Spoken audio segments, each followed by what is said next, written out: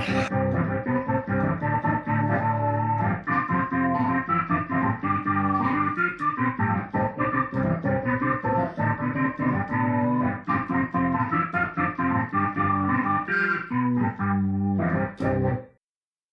again, friends! And you are our friends! Hopefully the show will be better than that. Welcome to another edition of Jim Cornette's Drive Thru, right here on another day, another weather-intensive day. I'm your host, the great Brian Last. I don't know what we've got, but we've got lots of it today for you. With this man, the leader of the cult of Cornette, Mr. Jim Cornette. I don't know what we're full of, but we're full of it today. And when you started into that funeral dirge and then the little whoop-de-doop before you started into your theme is just when I couldn't take no more. I couldn't take no more. I had to. Son, you haven't quit your day job yet, have you, in pursuit of this music business? I still think you got time to be an accountant, Brian. I heard this is the catchiest song in wrestling right now. Well, it's catchy, all right, in the same way as a communicable disease, but nevertheless, we're going to have fun today because Brian, you know that feeling of exhilaration that you get when you've just walked out the door and got out of jail. You know that feeling. Every time you do that, it's like, whoo, it's a relief. Right? It's a feeling of relief. You're floating in the air. You're relieved of all your weights and your burdens. That's right. And that's how I feel today. You know that feeling, don't you? Just getting out of jail. That was called high school. Yes. Well, it depends. Did you go to high school on Rikers Island? No, but everyone... At Long Island. The rumor was that the school we were in, because it was such an awful place, that it was originally intended to be a jail. Although that was just a rumor that was made up because it was such an awful place to be. But it could have doubled for one in the movies. Yeah. But, we got out of jail here. I am proud to tell you that there are no severe weather forecasts in Louisville, Kentucky, or its greater environs for the next 7 days. And we are actually recording this show a day later than we were supposed to, because after Friday, which when last we left our listeners, I was under threat of being blown away, and then Kentucky made the national news. Thankfully, it wasn't right here on top of me, but we'll talk about that in a second. But we left them there, and we got through that okay here at the castle. And then we were supposed to record this program yesterday, and they were calling for more waves of severe storms and potential fucking tornadoes and all this other stuff yesterday. And I said, I can't take it. Whether we get it or not, I can't continue to be cheerful with the fucking feeling that any minute we're going to hear a fucking siren and go dive under the pool table. So if we're late this week with the show, for the listeners, if anybody's complaining from the bottom of my heart, blow me. My nerves have been, as Dennis Condrey would say, I've been a raw nerve in for the past several days. But you saw what went on last Friday. Some of it was on the news up there, wasn't it? Yeah, it hit the national news. And, we hear so much of you talking about the weather. Sometimes we close our eyes and it's almost like we could see it. This time I could see it. It was on the news. Yeah. And as I said, so Friday evening in Louisville here, we're watching the radar and this big line of storms is coming in. And then we start to hear the reports as it gets to the other side of town, right? And coming across the Ohio, and 70-mile-an-hour wind gusts and torrential rain. And they had a tornado warning again up in southern Indiana, right to the north of us. And they had other tornado warnings out. The weather had broken into normal programming and was constant, commercial free, because of all this chaos that was going on. And we're watching not only the TV, but Stace has the camera in our backyard on her phone. So without having to actually stick our face near a window, we can watch what's going on outside. And they're again calling down to the south of us again, where the tornado went, in the general vicinity, a little bit farther away in South Louisville, but where it was last month. And all this stuff is blowing across. And they're starting to show the power outages. Yeah, the transformers are blowing down at Pleasure Ridge Park and the power is out and da. And as this is going through, and I knock on wood, I said, look out there. This doesn't look anything like at our particular house what that bad storm looked like last August that took that big tree down in my backyard and everything, right? And at the same time, that storm, which was the fucking highest wind I've ever seen here and the goddamnedest scene you've ever seen, there were no tornado warnings out for the rest of the county. This thing varies from mile to mile. So point being, when they showed the power outage map after the storm had gone through, and the only thing that was disturbed here was like two 15-foot limbs out of the ash tree, which the size of that thing, that's a goddamn flesh wound. It was like they put a dome over my house here for about 2 miles in every direction. That was the only part of the county that had no power outages. No lines down, no major trees down, every place else. And it's fucking, because remember last month, there was an F3 tornado 2 miles south of me, not even. And at the same time, we didn't have any major issues that close. It's like being in a pinball machine where the ball is bouncing around. You don't know where it's going to hit. Well, at least you know for the next 7 days, you could play pinball full of safety. I don't know how we complete this. There'll be no problems when you're playing your KISS pinball machine. So anyway, there were 30,000 people at one point without power in Jefferson County alone. They recorded the second fastest or highest wind gust ever at the airport. Now, they haven't had a tornado at the airport, obviously, or it would be faster than that, but just a straight line wind gust, 82 miles an hour. That's the second fastest ever. The first was April 3rd, 1974 at 84 miles an hour. So this chaos was going on. But in the meantime, our weathermen, Mark Weinberg, the weatherman, my guy, he and his team, they know everything. They're watching in southern Kentucky. There's a supercell thunderstorm out by itself with nothing in front of it, nothing to fucking sap the power out of it. And it is on, even though it's south of the television viewing area, it's on the state radar, obviously. It's on the, and they're watching this thing over the course of a few hours. It went from Springfield, Missouri, due east 500 miles. Over 500 miles without stopping, severe warning the whole fucking way, dumping all this shit on everything in its path. And that's what turned into the tornado that hit London, Kentucky, not England. For anybody geographically challenged about Eastern Kentucky, this thing went right into London. They got a little airport down there, or they used to, they don't anymore. And a neighborhood next to it. And that's what everybody's seen on the news, this subdivision. It looks like now they're saying it was an EF4, winds of 170 miles an hour plus. And it looks like they ran a giant bowling ball through the middle of this neighborhood. And this is not like roofs gone of houses, tornado damage. This like the house is gone. It's a foundation, and everything that was in the house is strewn everywhere for fucking hundreds of yards, just all, and multiple houses. Killed 17 people, and I think there's some still in a hospital.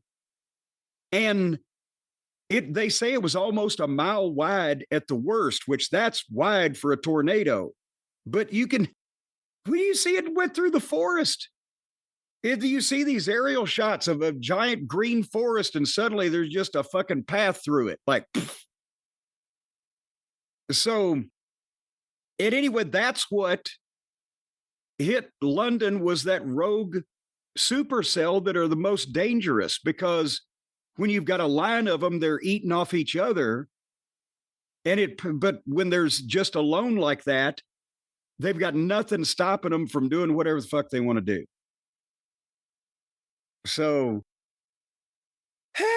What are they saying? If they're saying anything right now, just because you're living through it, about future prospects, do they think this is going to be a more frequently recurring thing in your area?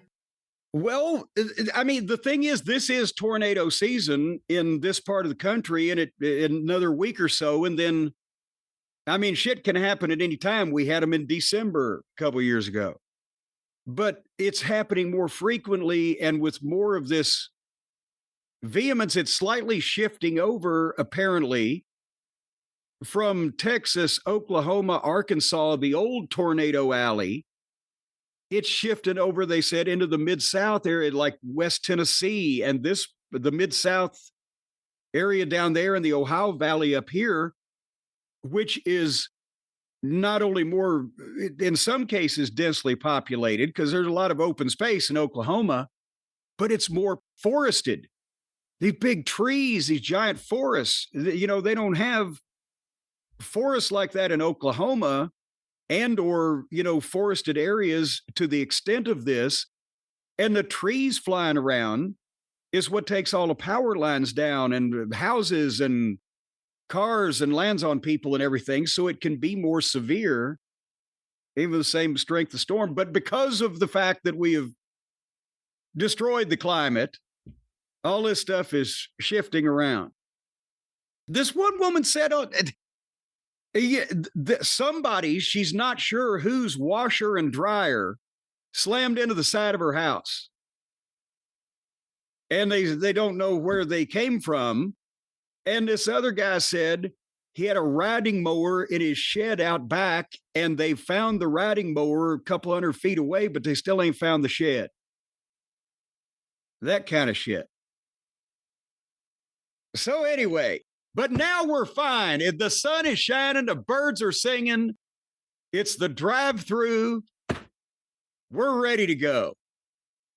What about you? You know what you did earlier here? What did I do? You tried to have your lovely wife go out in the rain to scare off a bird outside your house that's singing, making music, trying to make the world a more joyous place. Trying to ruin the broadcast. Gonna ruin the broadcast. All that noise. You sour son of a bitch. What's the matter with you today? The bird was right outside the window every few seconds. I can't talk to you about wrestling with Tweety Bird outside the window. So I was already set up. I had the headphones on. We're about to go. We were a few minutes late already. My options were I can go outside and try to create some sonic boom, some big sound to scare all the birds out of the tree. And I don't know what that would have been. I don't know how I would have done that exactly. Or I could ask Suzanne to go do it. And it happens to be drizzling after rain earlier and more rain to come. This is an exciting story. Thank you for having me. You're using your wife as a scarecrow. I didn't think it was going to be an exciting story. I just thought it gave some insight into your personal character as far as what level of importance you put on these broadcasts. My level of character. I want to make sure the listeners have the best possible experience, and I trust my wife to do the job correctly. Yeah, well, my level of character is I don't give a shit whether they like it or not today. After all I've been through, I'm mentally stressed. I'm frazzled. I'm trying to make the best of things now that we've got the reprieve, the phone call from the governor, and here you're trying to scare the songbirds away. All you've been through. You haven't had a chair knocked over. I'll tell you what, I turned the chair over when I dove under the pool table. That's inside. I'm talking about outside the house. It's mental cruelty is what it is. They're telling you this shit's coming. Shit's coming. I was sick all day Monday, sick to my stomach for the forecast for Tuesday. Then ended up the storms passed to the south, but we're shell shocked up here, and we don't need to hear any more of this. And all of the nerve. It's mental torture when you know that it could be you, it could be next, could be any time. Probably going to be Tuesday about 4:30. They'll tell you. How would you like it if somebody said to you, "I'm going to come over and I'm going to hit you in the head with a giant mallet and kill you deader than Kelsey's nuts on Tuesday at 4:30. And it's Saturday at noon. How would you feel for the next couple of days? I'd kill them first. Well, see, now Thank you for making your intentions known. I guess I'll have to do something first. You can't alter. What if you can't do it? You can't hit the storm with the mallet. You can't alter my premise here. You're not allowed to be a premise alterer. I would move. To the You'd move out of the premises. Move out of the premises. Exactly. To a different premise. Well, it's your show, so why don't you give us a different premise? Well, the premise of today's show is, what will this show be? And of course, we're a little while into it. We still have no answers, really, where this is going or where we've been or where we could possibly end up. But Jim, where the listeners can end up. You know what? I tell you what. I got an email here from something we were talking to. You want to talk about these shady drugs that apparently, according to Jelly Nutella, all the fucking kids are taking these days from truck stops and smoke shops and things of that nature? You know, after we talked about that, I heard from several wrestlers who, none of them said they use it, but they did say that it is something frequently used. One of them said it's gross. Another one said it's the new bane of this generation. That seems like it would be really bad, but no one's, died from this stuff yet or whatever. But we've definitely heard feedback that, I don't know if it was 85% or whatever he said it was, but there is a percentage of wrestlers who are 85% probably of his social circle, and you can imagine the kind of elbows that he rubs. But no, I got an email to both of us, but it's from our friend Tyler. He signs off, "Much love, your friend." Oh. So he's our lover and our friend. Hello, Tyler. So why was the awkward pause there after you said that? There was no reason. Well, no, because I'm trying to find the stuff. Hold on here. I didn't mark this. I've looked at the wrong paragraph. Oh, stop playing with your organ. I'm trying to find the okay. He says it was Jelly Nutella who mentioned that someone had taken Sabu to get Kratom or something, quote unquote, to help him through his final match. While Kratom, in its natural plant form, is often used as a harm reduction tool, especially for those trying to get off opioids, there's a more dangerous twist to the story that's not often discussed. See, it's always the dangerous twist, Brian. That's where it gets dangerous. In smoke shops and gas stations across the United States, especially in states where Kratom is legal. So now apparently it's mixed on this, depending on where you are. It says it could be or it could not be legal. We are now seeing the rise of a highly concentrated lab-isolated compound derived. Sound like I'm doing one of our commercials now.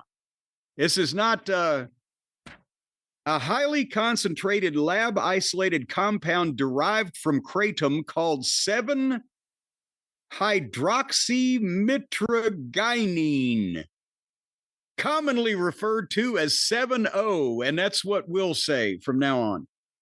This isn't natural Kratom. This is a chemically enhanced extract that's significantly more potent.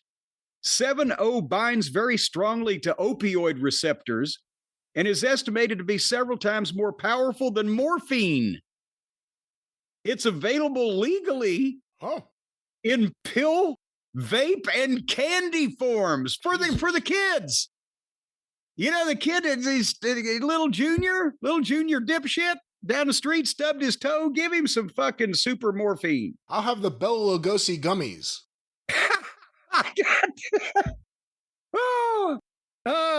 Tyler goes on to say, I can confirm it's being sold in nearly every shop around here in Grundy, Virginia, an old Smoky Mountain town. And I use the word town kind of loosely here since there can't be 3,000 people in Grundy, Virginia. So they're selling this stuff in Grundy, Virginia. I'm sure the same applies to Louisville and countless other places. Here's the scary part. We haven't got there yet. 7-O is extremely addictive. And because it falls under the broader legal umbrella of Kratom, it's largely unregulated. There are no clinical studies on long-term use, interactions, or safety. It's a legal gray area that's being exploited fast. From the Reports and behavior described after Sabu took the substance. It lines up eerily well with known effects of 7-0. Drowsiness, confusion, impaired motor control, and in some cases, respiratory depression. If he did indeed consume a concentrated form of 7-0, and we don't know whether he was 7-0 or whether he was Hawaii 5-0. We don't know what he was, but it may have opened the door to an aggressive and dangerous level of substance abuse. Well, I think that door's been off the hinges for a while there, but Tyler just wanted to put this out there in case it helps paint a clearer picture of what may have happened. Apparently, Tyler, in Grundy, Virginia, you are just the fact that you can spell hydroxymitragynine indicates that you're potentially too informed about this subject to be a normal resident of Grundy. So this sounds like this stuff can't miss. You know, I first heard about it about a week before the story about Sabu's last match came out. I saw an interview with our friend Theo Vaughn he conducted with Kevin Von Erich, and I had to see it because it's Kevin Von Erich, and I find him endlessly fascinating. Yes. And I believe he said in there that he got off his addiction to painkillers due to Kratom, which now, as we're hearing, I guess, is it a synthetic opiate or is it not synthetic because it comes from the natural plant? No, it is. And then we actually even had people tweeting at us and everything when we talked about Jelly's interview. And that's the first time I'd ever heard of this shit. If people are defending it, well, I use it. And don't knock Kratom because I use it to withdraw myself from this or because of chronic pain with this or that or the other thing. And again, if there is a legitimate use for Kratom because it's a plant, it grows. I'm not saying that the whole thing should be just balled up and thrown away, but I don't like the idea that you're getting it in gas stations.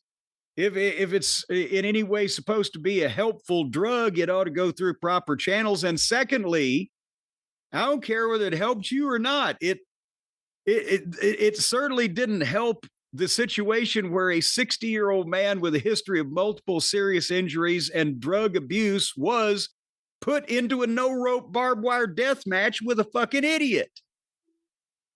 So I don't think the goddamn polio vaccine would have been helpful in that situation. Do you, Brian? Again, the match was an unfortunate series of decisions. But, in terms of an unfortunate series of people. In terms of this, though, the idea that it's a opioid or a synthetic opioid or an opioid derivative, and it has the same effects on wrestlers, we went through an era where that was devastating. And again, we're talking there about OxyContin, we're talking about Somas, we're talking about Nubane, we're talking about all sorts of muscle relaxers and pain relievers that wiped out a generation of performers, actually. If you think about everyone that died in one way or another due to those chemicals, it's a generation of performers. Again, I'm guessing this isn't that bad. Again, you don't necessarily want to trust something if it's sold only in truck stops and head shops. Well, that's what I'm wondering about is, are they going to find out in 4 or 5 years that, there may have been some benefit in a medical or clinical fucking situation for whatever is going on here, but not when, Zippy's truck stop sold it, next to the caffeine pills or whatever, and everybody's just taking too much and it grows some kind of goddamn horrible cancer in your brain. And it shouldn't be, hey, this guy can't walk, give him this fucking opioid so we can get him in the ring. So he can hold himself up with the ropes. Oh shit, forgot. That's barbed wire. Well, put him in the middle. Yeah, we'll see. I guess I don't know anything about it. Is there any kind of regulation of this? Again, if it's in head shops and gas stations. Well, it says it's legal. Or Tyler said that it was legal in some states, which means some states it's not. But the same thing could be said for weed. The same thing could be said for a variety of other things. But in this case, I think this bears a little more fucking investigation. As far as what your source is before. You should go with something more legitimate like magic mushrooms. Well, there you go. and a lot of these turd blossoms probably spend a lot of time around those things. I guess they're so. growing under the same fucking dung heap. Same turd. Yeah, that's right. Yeah. Well, it's your show, Brian. All right. Well, this has been Drug Education with C. Everett Koop. We will now move on here with the show. Jim, of course. Wait a minute. Now you know Travis is going to draw me as C. Everett Corn. He may have done that already once. I don't know. It's been a long time. I think I was Captain Corngaroo. Captain Corngaroo. Well, did you ever notice how much C. Everett Koop looked like Captain Kangaroo, kind of? Never. No. I mean, the hairstyle. He looked like an evil Captain Kangaroo in the fucking outfit and everything. Well, whether you are hopping around like a kangaroo, yeah, or doing something else, you may want to get something, or hooked on the new Bane, you may want to get something from Cornette's Collectibles. Oh, I forgot that I'm still running a business. Yes, and you're getting things from Cornette's Collectibles because before the cataclysmic weather events of the past several days, the Hotchkiss Featherbottom family was entrusted with several hundred packages that are already being shipped out to the fine folks and more on the way. We're going to be caught up to date by around about June the 1st, folks. If you have ordered anything in the month of May, it's going to be winging its way to you by June the 1st. And there's more left, including the last few remaining action figures. There's some Smoky Mountain Wrestling event tickets. There are also some, just regular fine products with a quality that you can depend on and a price that you can appreciate at jimcornette.com at Cornette's Collectibles. I should have done the farm report on morning radio. You know, I was born too late. I could have teamed up with my Uncle Dink over in Hopkinsville on WHOP. He did the mornings on WHOP. Dink Embry did the mornings on WHOP radio for 25, 30 years, however long it was. And whenever I would visit my grandmother before she passed away, when I was a little kid, we'd get up early in the morning, listen to the radio, and listen to Uncle Dink. They named a street after him out in Hopkinsville, I found out not too long ago, a year or two ago. Dink Embry Boulevard, outside the radio station. He was actually married to my father's brother's widow. So he was technically in the family by, actually he was in the family by marriage, but she was in the family by marriage. So if a man marries a woman that's in the family by marriage, then he's technically in the family by marriage too. Yeah, he's your uncle completely removed. Yes. Well, she completely removed him. That's right. You know, no, that's my favorite line of Uncle. He did stand up also. Played the guitar and did comedy routines at the FFA meetings. I have actually an album that he recorded over in Lexington at a Future Farmers Association meeting. And my favorite line was, he was talking about his wife. He said, she's a great housekeeper. She was married 3 times, kept the house every time. Not bad. Pretty good line. Well, not bad for Hopkinsville. Support Uncle Dink, Cornette's Collectibles at jimcornette.com. Yes, Uncle Dink needs the money. Well, Jim, why don't we start in a good way? I know you watched a little bit of WWE, so we're going to talk about that as little as possible. We have questions we never got to last week. I got to see if any of them are good. I know we still have a roster review that's going to probably be endless, and then eventually WWE, so we also have that potentially. Why don't we start with Guess the Program? Okay, you're confused. Brian, I lost you on the far turn, but you got me with Guess the Program. All right, of course, Guess the Program is where I go through programs in my collection, quiz Jim about all the details he can give us. The date, the location, the street address, the phone number, the promoter, the timekeeper, and of course, the ringside physician. Let's start with this one. This is an interesting one. I hear you shuffling your pages now. The first event, a Wrestle Royal. Killer Kowalski, Hans Schnabel, Fred Atkins, Roy Graham, Al Lovelock. No time limit. Match continues until only one left. The second event, Fritz Schnabel versus Al Saz. Now, wait a minute. Was Hans Schnabel in the opening Wrestle Royal, or was it Fritz Schnabel? It was Hans in the Rassle Royal, Rassle, and Okay. Fritz in the opening bout against Alzaz out of St. Louis, one fall, 15-minute time limit. Okay. The third event will be the first two losers of the Rassle Royal, one fall, 15-minute time limit. The fourth event, the second two losers. The second two, yeah. Of Rassle Royal, one fall, 15-minute time limit. The main event, and there are two, the Mighty Atlas out of Chicago. He is a champion, I will not name the title he has, versus Duke Kiyamuka out of Honolulu, 2 out of 3 falls, 1 hour time limit. And the main event, the world champion Lou Thez, St. Louis, versus the winner of the Rassle Royal. Oh, Jesus Christ. And I'll tell you who it was, Killer Kowalski, 2 out of 3 falls, 90-minute time limit. Oh, boy. By the way, it says referees. There were 2 referees for this match. One of them, I will say, because the other one may be a giveaway, one of them is Al Lovelock, who was in the Rassle Royal. Well, and he also, Al Lovelock, worked later on as one of the great Bolos, did he not? That was the beginning of the Assassins, I guess you could say. Yeah. Who was the other referee, or does it name that person? The other referee is Leo Voss. Oh, okay.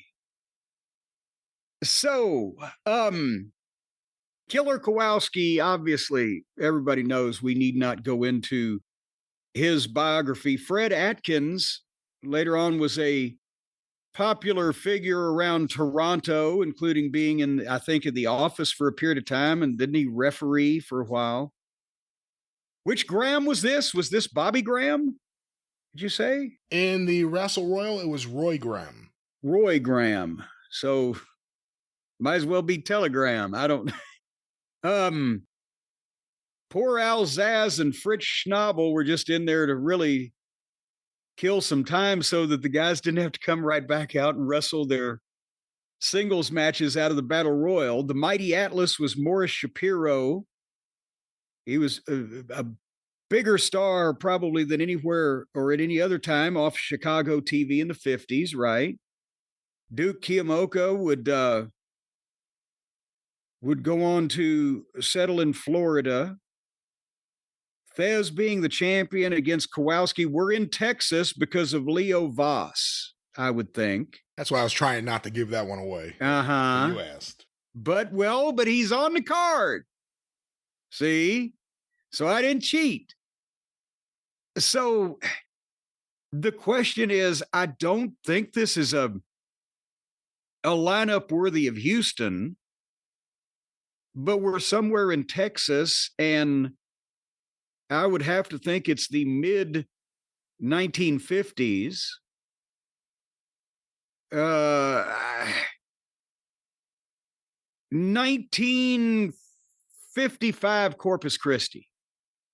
The date, Tuesday, December 18th, 1951. Dallas, Texas, the Sportatorium. Dallas, okay. Yeah. Now, this is the end of 51. This is months before the Dallas Wrestling War would break out. On page 2 of the program here, Dallas mat fans set new records. Dallas again leads state, top mat city. Dallas did it again.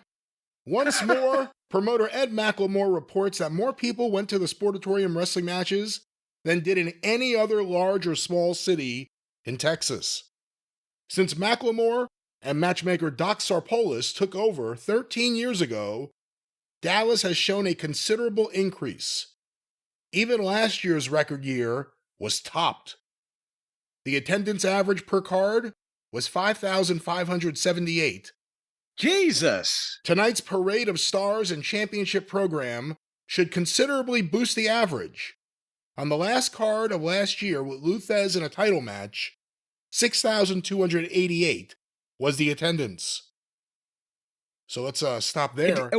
I was about to say, I'll stop you there because, as you mentioned, this was before the promotional war and it's before they set fire to the Sportatorium. It seated more people. How many did it seat when you worked there?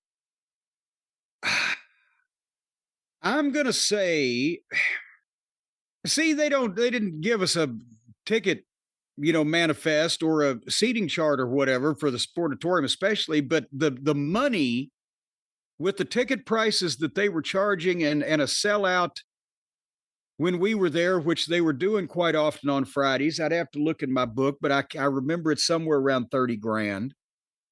So I would think that probably around the high 4,000s of people.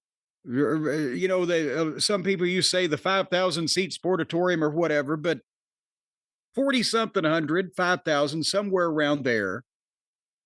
But the thing is, remember, we've talked about when people who have seen the world-class TV tapes look at the shot of the ring from the hard camera that they would use. To the left, there was just a big blank wall past the ringside, right? And you would see across the ring, you'd see all of those bleachers that went all the way up, and it would go all the way around to where the wrestlers would come down that hill and fight their way through the crowd, right? As far as the girls wanting to love on the Von Erichs and the Fantastics. But one side of the building is just a tin wall. When they set fire to the fucking building in 1952 or whatever it was, when they rebuilt it, instead of the whole place didn't burn. So they just chopped off the side that burnt and put a straight fucking aluminum wall up. There was another, from what I understand, the seats would have gone all the way around and joined in those days before of this program. So they could probably have seated, 6,000 or 7,000 in there, maybe. 14 complete sellouts were chalked up during the late winter and spring season of the year.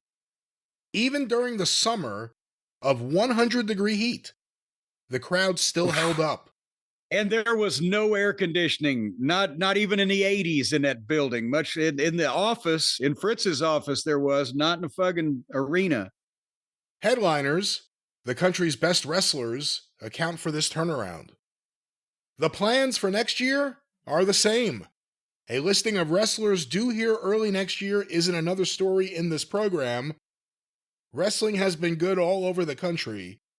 Texas is still considered the top territory, and Dallas is, as always, the top town. Well, there you go. So, and they were running weekly in those days also, right? They were. Texas Mat Promoters and Meeting. Promoter Ed McElmore was host to nearly all the Texas wrestling promoters over the past weekend. A meeting of the promoters was held yesterday at the Sapango Club from 1 o'clock to 6. Mr. M.B. Morgan, Commissioner of Labor and in charge of the boxing and wrestling in Texas, presided. His number one deputy, Alton Erickson, also of Austin, the supervisor of wrestling, was the first assistant. North Texas Deputy Sammy George of Dallas and local deputy Bill Hughes were to attend. General wrestling business was to be the topic of discussion. Texas promoters slated to attend are Morris Siegel, Houston, Frank Brown, San Antonio, Norman Clark, Galveston, Dory Denton, Amarillo, Owen Davis, Austin, Barney Myers, Corpus Christi, Sam Menaker, El Paso, Sled Allen, Lubbock, Joe Ramirez, New Braunfels, Vic Weber from San Angelo, Benny Wilson, Abilene, Texas, Dan Menaughton, Plainview, Doc Sarpolis, Dallas, F.E. Gerard, Tyler, R.G. McEllier from Fort Worth, and Ken Moore of Wichita Falls. That's a lot of local promoters. Well, and that's in those days. Remember 1951, they may not have any television presence yet, right? The national TV, Dumont Network, Hollywood Wrestling, etc. But in those days, every town had a local promoter because it was primarily radio and newspaper and posters and a guy on the ground making a deal with the building and making sure the chairs, whatever the fuck. And every town was kind of its own little fiefdom. But you bet Doc Sarpolis was instrumental in the Amarillo territory for Dory Funk Sr. for a long time. And another thing that struck me, how many guys do you know named Dory in the world? Outside of wrestling, I've never met any. Exactly. But in Amarillo, Texas, the previous promoter and top star, and he'd been a big name in the ring in his day, Dory Denton, ended up giving way to Dory Funk Sr. Two guys named Dory ran Amarillo, not related, ran Amarillo wrestling for fucking 50 years. Peanuts, popcorn, soft drinks, and coffee, 10 cents each. Popular Argentina Rocca to return. So a promising 1952 talked about here in this program. And Sam Miniker, by the way, he was a promoter in El Paso. He lived there for years, had some connection, but Miniker obviously he was in Mighty Joe Young when the tug of war with the gorilla with the other wrestlers, but Miniker booked and announced for Stu Hart at various times, Dick the Bruiser in Indianapolis during his boom period. But when I met Sam Miniker, not being a mark, I got his autograph when I went to Indianapolis when I was 14. But I actually met him in the business. Crockett no, it wasn't Crockett. It was the Dallas office, World Class, ran El Paso, actually Fort Bliss, which is right next to it. It's an Army base. And he came to visit the boys. And this was in 1985. And he was living back in El Paso. Just a little trivia there for you. El Paso that he went to with the plane that he stole? I think it was. Well, he didn't really steal it. He just flew Stu Hart's private airplane after he gave his notice as Stu's booker. He flew Stu's plane down to El Paso, but he called to let Stu know where it was and so he could come and get it. All right, Jim, let's go to our next program here. I don't know for sure that the card took place, but the program may be enough to tell you something here. This is from a file I have here of things like this. The opening bout, yes. The Butcher versus Levi Banks. Okay. The second contest, Beautiful Bobby versus Captain Soul. Okay. The next contest, Johnny Ringo and Frank Rogers versus Gama Singh and Tonga Kid. The next contest, Shotgun Austin versus Mountain Man Goliath. I'm not sure this card did take place. You should still be able to guess the location and the date, I think. The Magnificent Zulu versus Big Tank Patton, managed by General Homer Odell. Oh. A 12-man battle royal, $50 each wrestler, $400 from the promoter, means $1,000 for the winner. Which isn't unreasonable. It's not like a $10,000 battle royal for this show. Big Jim Wilson and the Islanders, Atha and Sika, versus the Medics and Dr. Blood. And the main event, Super Assassin 1 versus Thunderbolt Patterson. I'll just Super Ass 1 versus Thunder. All right. Where do I start? This obviously is in the state of Georgia. One would be led to believe it was the Omni. One would be led to believe that it was the IWL, International Wrestling League? What were Thunderbolt and Jim using for their anagram there? We could talk about the IWL, but I will not lead you down the wrong path. This is before this. Oh no, this is IWL. You're right. Oh no, never mind. Turn the page and there it is. Okay. Yes. Well, he used it a couple times. He liked those letters, but Thunderbolt Patterson and Jim Wilson were trying to run in Atlanta, and they were running shows that were basically to prove their claims that they had been discriminated against by the NWA and antitrust and racial discrimination in Thunderbolt's case, and sexual and or just discrimination against anybody with bad haircuts in Jim Wilson's case. And they were able to get the Omni. I think, didn't they threaten the Omni too with, if you hold us out, we'll sue you? And they were actually organizing protests of the few wrestling fans that would show up to carry a picket sign for a fucking unfair labor practices suit by wrestlers in Georgia. It didn't fucking fly, but they got in the Omni a couple times. This was not the first one. So that's why you said the show may not have happened. And I was just going to say, running down the talent, the Tonga Kid and Afa and Sika, the Islanders are the only, recognize, and Tank Patton with Homer Odell. I don't know how they got involved. The Magnificent Zulu was way past his prime, which was not very good in the ring. And do we have any idea who the super assassin number one was? Because again, Jody Hamilton, Tom Ernesto, the Assassins were the big team in Georgia wrestling. So they're trying to leech off of that. But I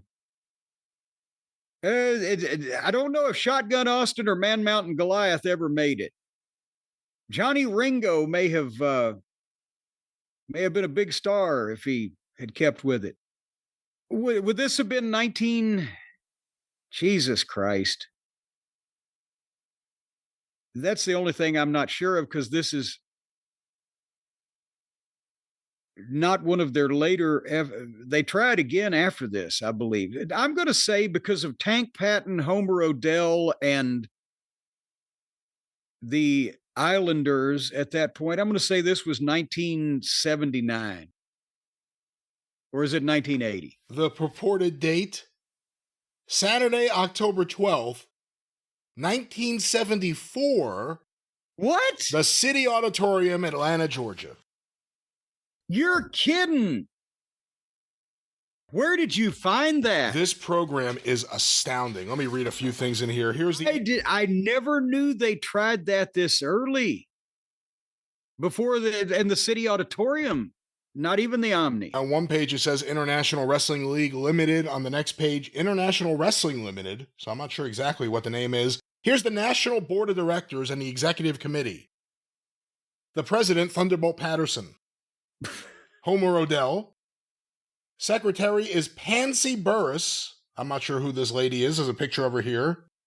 The Booker, Dr. Blood. I bet she had some money. The Booker, Dr. Blood. Dr. Blood, the Booker. It's good to know that they've got corporate representation here. There's a picture of the beautiful Bobby here. He's on the board, I guess. The Public Relations Director. And that obviously, that's not Bob Harmon. I don't think so. I'm not sure who this is, to be honest with you. I'll send you a photo of this. Public Relations Director, Terry Randolph. AFA. The Legal Counsel, J.O. Wyatt. The Treasurer, J.T. Williams. The First Vice President, Jim Wilson, and Big Tank Patton. So that's the board of directors. This is the new world of wrestling. So predating the NWO, Thunderbolt Patterson and Jim Wilson here. Attend church with Thunderbolt and Big Jim this Sunday, 12 noon, 775 Hunter Street Northwest, the corner of Chestnut and Hunter. Come dressed as you are. Reverend Hosea Williams, pastor. Come to the real Christian church. The church that feeds free soup to the poor every day from 12 noon to 4 p.m. The church that collects and distributes free clothing to poor families. The church that operates a poor people's bonding company. The church that operates a free legal service. The church that works with poor people from 9 a.m. to 1 a.m., 7 days a week, helping them solve all kinds of problems. The church but now between 1 and 9 in the morning, don't fucking bother us. The church that lives every day, what's preached Sunday. So Big Jim and Thunderbolt will be there. But now, and hold on, what date was this in 74? This was October 12th, 74. Okay, because Tank Patton worked in the Memphis territory as Doug Patton and was tag team partners with Phil Hickerson and managed by Sam Bass. And then would later on go and Tank Patton was a name in the late 70s in the Leroy McGurk territory, being booked by Watts and various places down south. But this is maybe the earliest I've heard him called Tank Patton. But Homer Odell, especially if Homer Odell was involved on the board of directors or what, that was a thing Thunderbolt liked to do. He liked to list all these people's names. And to make it sound grand, we've got a board of directors. We have a national head of this and that. His name's Dr. Blood, right? But still. And Homer Odell was always one to get in office. And I bet he probably had seen Tank Patton and said, hey, I'll manage you, boy, because Homer had been a manager for years. And we're going to be in on the, I can hear Homer Odell talk now. We're going to be in on the office on here, boy. I can hear it right now. And I think Tank Patton would end up in Memphis about 6 weeks later. So this didn't take off. Well, the opening page of the program here. Do you need more money? Well, join us in the greatest money-making venture ever to hit Atlanta. For black and white and rich and poor. Is your future secure? Will you have to depend on old age pension, Social Security, or welfare? What about your loved ones and your children? Is their future secure? What would happen if the good Lord decided to take you out of this world today? Well, and see, going back to my tornado talk, you never know. How does it work? We are accepting 1,000 charter members in our $10 per month investment club. Oh, no. Each member invests $10 per month. With 1,000 members in the club, we will have $10,000 per month to invest. Placing this in a bank savings account for 1 year will give us a grand total of $120,000 to start our business and allow us to work for ourselves. Wait a minute. Paid in a savings account. I know back then they paid interest. But still, they're saying we're going to take your money, we're going to put in a bank and draw interest. It's not even a goddamn pyramid scheme or some kind of stock scam. How will we build a major business? We will take your club's yearly income, form a legal corporation, hold an official meeting, all members of our $10 per month club will be there, and elect a board of directors. 1,000 of them. And elect a board of directors. They're going to hold the meeting in the city auditorium. The board will select a business that has a very good chance to make it and that employs a large number of people. We can then go to a bank with our business proposal and our $120,000. All 1,000 of us are going down to that bank. My God, and we're going to get what we want. And our $120,000 cash dollars, and negotiate a plan for at least $500,000 to finance our business. Lord. Then the board will get the Small Business Administration of the federal government to participate through its 1 to 10 plan. If we have $120,000, the SBA could loan us 10 times that amount, which will be $1,200,000. We can build, and this is all in caps, we can build one of Atlanta's largest and biggest money-making businesses. The SCLC's $10 per month club has the answer. How do you become part owner in our company? Fill out the following application, attach $10 in cash, money order or check, made payable to the SCLC. Preferably just cash. Wait a minute. SCLC, what is he saying that stands for? I don't know if they said it here, actually. Because that's the Southern Christian Leadership Conference. Oh, well. But that ain't it. The organizer of this is State Representative-elect Reverend Hosea Williams. Oh, Jesus Christ. That's Thunderbolt Patterson was writing up this goddamn scheme of whatever and using. This is a recognized pastor in Atlanta, and the SCLC is a Southern Christian Leadership Conference. And Thunderbolt's trying to say, this guy's involved. Give me $10 a month and this plan of how he's going to build the big. If he's printing the plan of how he's going to build this business with it, why can't these people then just do it without him? He's let the secret out of the bag. If this worked out and 1,000 people gave $10 and they finally had this big meeting, what do you think the chances are that the business they would decide to invest in would be a professional wrestling company run by Thunderbolt Patterson? Probably pretty good. Well, we have a letter here from the Reverend Hosea Williams. Why I organized IWL, the International Wrestling League. And this is under the rationale behind organization. Okay, now, if he was in on it, then maybe what's happened to Hosea Williams in the last 45, 50 years? I don't know, but this is the rationale behind organizing. Like any other human rights struggle, I became obsessed with the representation and exploitation of wrestlers. As the late Dr. Martin Luther King Jr. once said, "Truth crushed to earth will rise again." Well, like blacks, wrestlers are rising up in the sun of manhood.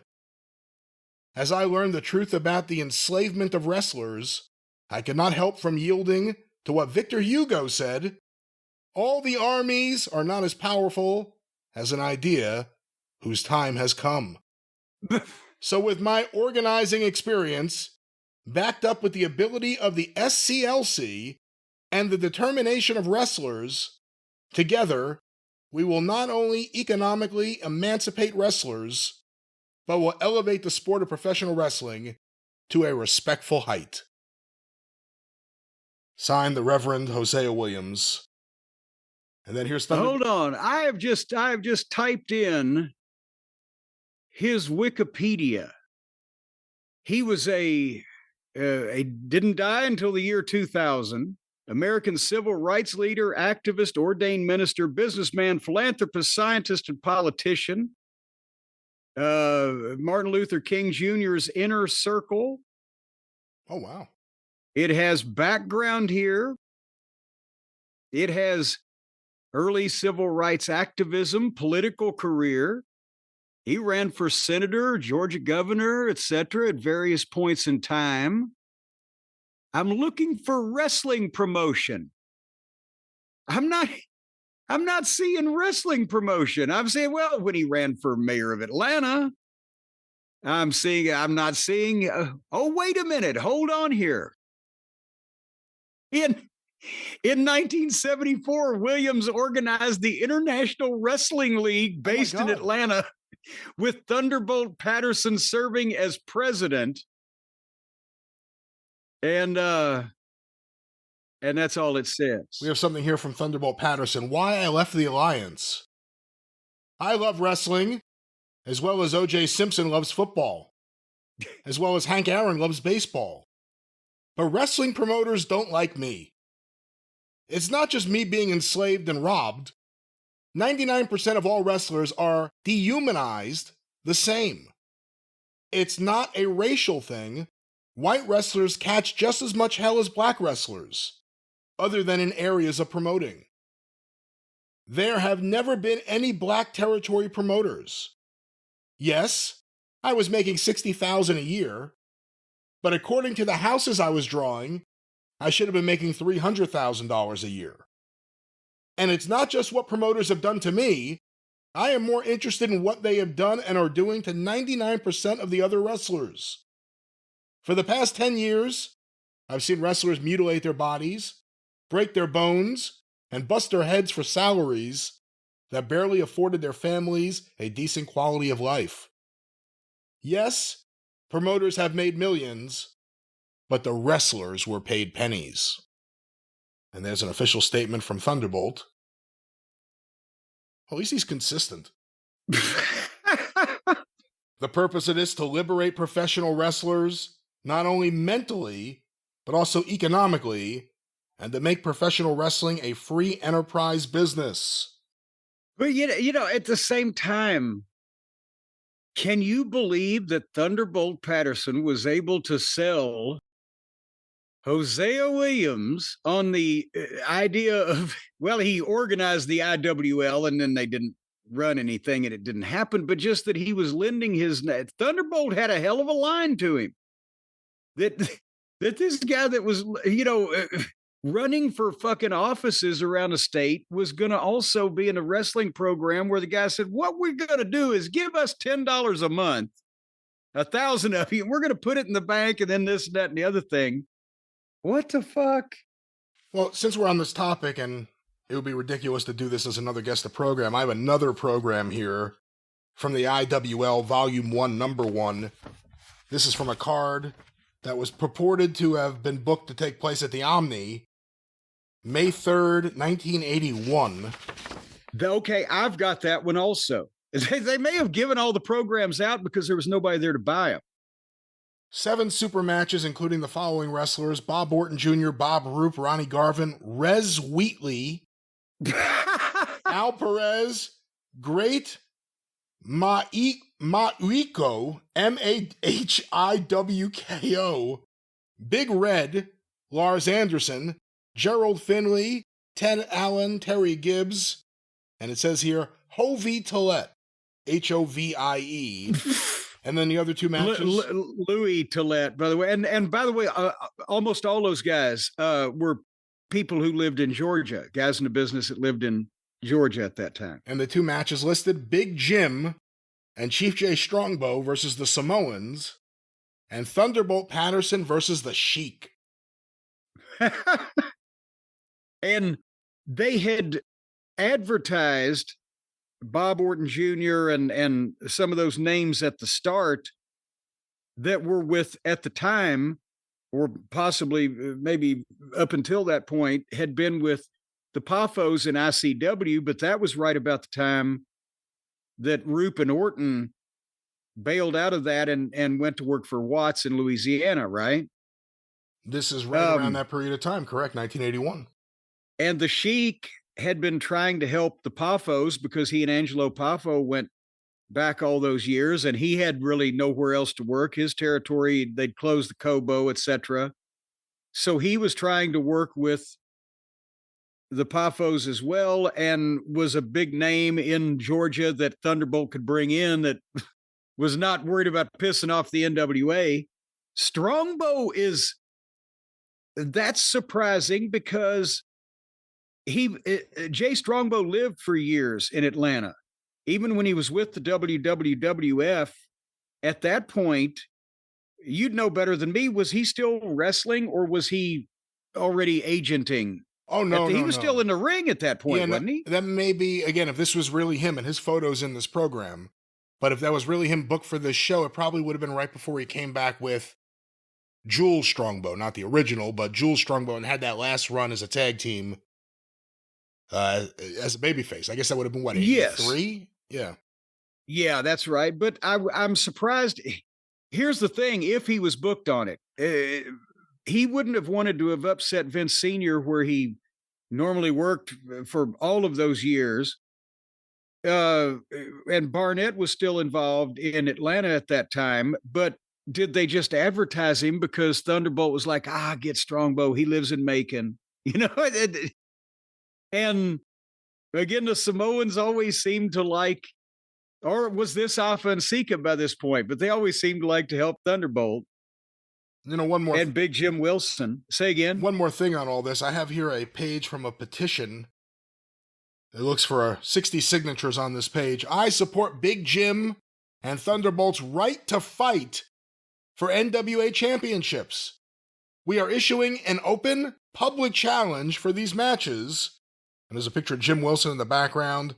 Wanted your support, help, to keep the American spirit of professional wrestlers alive. Of professional wrestling. It's very faint.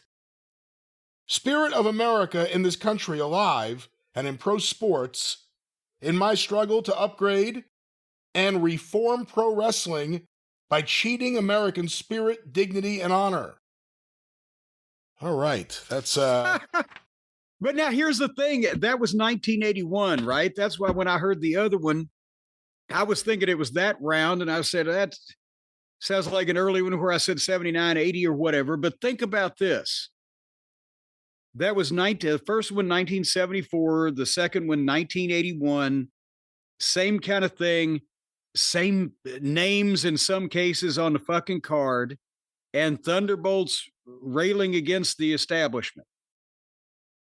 In between that time, Thunderbolt Patterson had gone back to work for Georgia Championship Wrestling in the late 70s for a couple of different runs and been featured and been used on top. And after this would come back and work again for Ole in 83. and every time that if he wasn't there permanently, every time they said, well, gee, you're getting older and ain't really much else we can do right now. Then he'd go back to running opposition. But Jim Wilson never went back because he was the shits and never drew any money to begin with like Thunderbolt did. And he had just been so stunningly full of shit and exposing the business and saying that shit about fucking Barnett that he was never able to wrestle anywhere ever again, and rightfully so. But every time that Thunderbolt would get pissed at the office, he must have called Jim. Well, okay, Jim, I'm mad at him again. You want to fucking do it? Okay. Doop. I'll be right back, T-Bolt. And actually, what the fuck? On the back of the petition, it has a copy of a newspaper article. It doesn't have the date, by Daryl Simmons, Journal staff writer. Wrestlers win rounds 1 and 2. The antitrust suit against the National Wrestling Alliance and Georgia Championship Wrestling, brought by former Georgia All-American football player Jim Wilson, will continue in federal court here. U.S. District Court Judge Robert H. Hall has issued an order denying the defendant's motion for summary dismissal of complaints brought under the Clayton and Sherman Acts of antitrust law. Here's a quote from Jim Wilson. "This now opens the federal courtroom for us, and I'm encouraged about my chances now." Wilson, an All-America tackle at Georgia in 1964 and a National Football League player with the Atlanta Falcons, Los Angeles Rams, and San Francisco 49ers, was a main event wrestler in matches promoted by Georgia Championship Wrestling and sanctioned by the NWA until November 1973. Well, let's stop there. That's one of the issues with Jim Wilson's stuff. Even when he has legitimate complaints, he says he was a main eventer. He was never a main eventer in 73. No. In the middle of the wrestling war? Well, I mean, he may have main evented fucking Sneedville, Georgia at the high school back in those days on a B show or something. I mean, at some point, anything could happen. But no, it was ridiculous. And that's why, again, another part of his story was that they told him, oh, you're going to be the NWA world champion. We're going to make you the champion. But you won't sleep with Barnett. What the fuck? I think Barnett could afford better looking guys than Jim Wilson to begin with. But the idea that, yes, at some point, everybody, when you get into business, oh, you could be the champion. Maybe you could have been the Georgia champion. Again, stranger things have happened. But the NWA champion is what he was claiming, and it was ridiculous. And the only reason that he got into business was because he had been a college football name in Georgia. And that's the only place he ever wrestled. And it didn't pan out. He wasn't Jack Briscoe.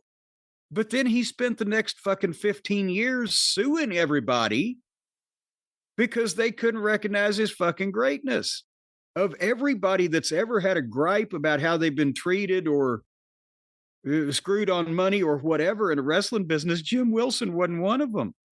But he was the most persistent. The suit, which has been in litigation since 1976, contends the NWA and GCW had blackballed Wilson as a wrestler because of his starting a rival wrestling organization. In addition to the NWA and GCW as defendants, individuals named are Paul Jones, president of GCW, Tom Ernesto, a booker for GCW, James Barnett, majority stockholder and chairman of the board of GCW, Fred Ward, GCW vice president, and Eddie Graham, president of the NWA. In September 1974, Wilson and another wrestler, Thunderbolt Patterson, who was one of the strongest draws among black wrestlers, were instrumental in forming the International Wrestling League. The league, according to Wilson, sought to compete with National Wrestling and tried to establish medical insurance and retirement benefits for wrestlers. My God, you know what? We were still hearing this 5 years ago, right? Well, 10 years ago, when Shane Douglas bought that line of shit from that guy. He was telling people, oh, this is really going to happen. That's what Cody said was going to happen with AEW, if you remember those early interviews. Yes, it never ends. Which was unheard of at the time.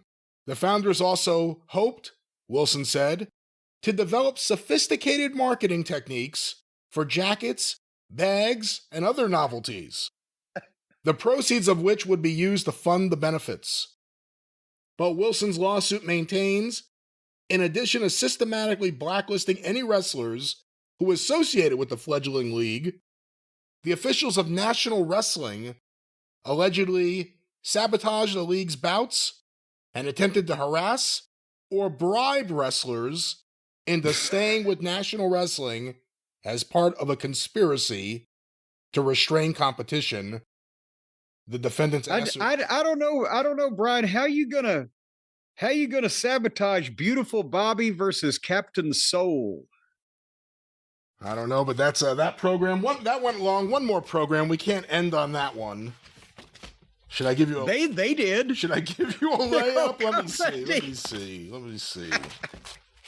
This is an easy one. This would be an easy one. I'm revving up now. I got one. I'm going to get one here. Okay, well, what better time to start than now? Here's this program. Give me a second. I have to open this up. It's in plastic. Jim, the opening... Buy this at a truck stop or what? Jim, the opening contest listed here... Actually, the intermission bout is the first bout listed. Jesus Ortega versus Cowboy Dick Hutton. Good Lord. Mr. Moto versus Rocky Hunter. John Paul Henning versus Carl von Schober.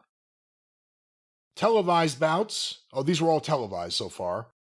Great Togo and Yoshimo Sato versus Sammy Berg and Don Duffy. And the main event, no TV, World Championship bout, 2 out of 3 falls, 1 hour time limit. The Destroyer versus Gorgeous George. Well, now we fully establish exactly where we're at. Don Duffy. Don Duffy worked in the Memphis territory in 1973. I think he worked under a hood as the Scorpion, partnered with Jerry Lawler after Jim White left the territory, and then was partners with Crazy Luke Graham in a regular tag team. Luke Graham and Don Duffy. And I don't hear much about his name either before or since. Sammy Berg was a well-known West Coast name at that point in time. Mr. Moto, of course, one of the classic names of 50s and early 60s wrestling. Dick Hutton against, is that Bull Ortega, Jesus or Jesus Ortega? I believe it's Jess Ortega. I can't really. Jess Ortega. But Dick Hutton had been the NWA champion, and by popular demand, he was asked to leave that position. John Paul Hennig, famous babyface, was over in St. Louis at one point, remarkably so. Some of this is TV, some of it's not. But the main event with the Destroyer and Gorgeous George for the world title tells me that we are in the Olympic Auditorium in the very early 60s, because if it was after Christmas of 63, George would be a zombie. But it's the WWA title that was the California World title, and I think it's the Olympic Auditorium.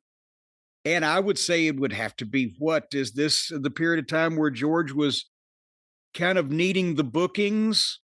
And that's another reason why some matches were on TV and some were not, because they were doing TV from the Olympic at that point. 1961. The Olympic Auditorium. The date, Wednesday, November 7th, 1962. The final match of Gorgeous George. I was going to say 62, and then I gave myself some space. Son of a gun. Wait a minute, you're a very morbid individual, getting all these programs from promotions that die, and then people that's their last match, and then they're dead. What the hell are you talking about? How does that make me a morbid individual? Well, you're very morbid. It's like you want to buy the car they shot Bonnie and Clyde in. No, I don't. But if there was a program, I may buy that program. But no, this is a famous wrestling card. I think it's an important one. Gorgeous George loses his hair and his career is over. So this was the hair match. I believe so, yes. And finally, Jim, I'll hit you with one last one because that was rather quick. This one will be two.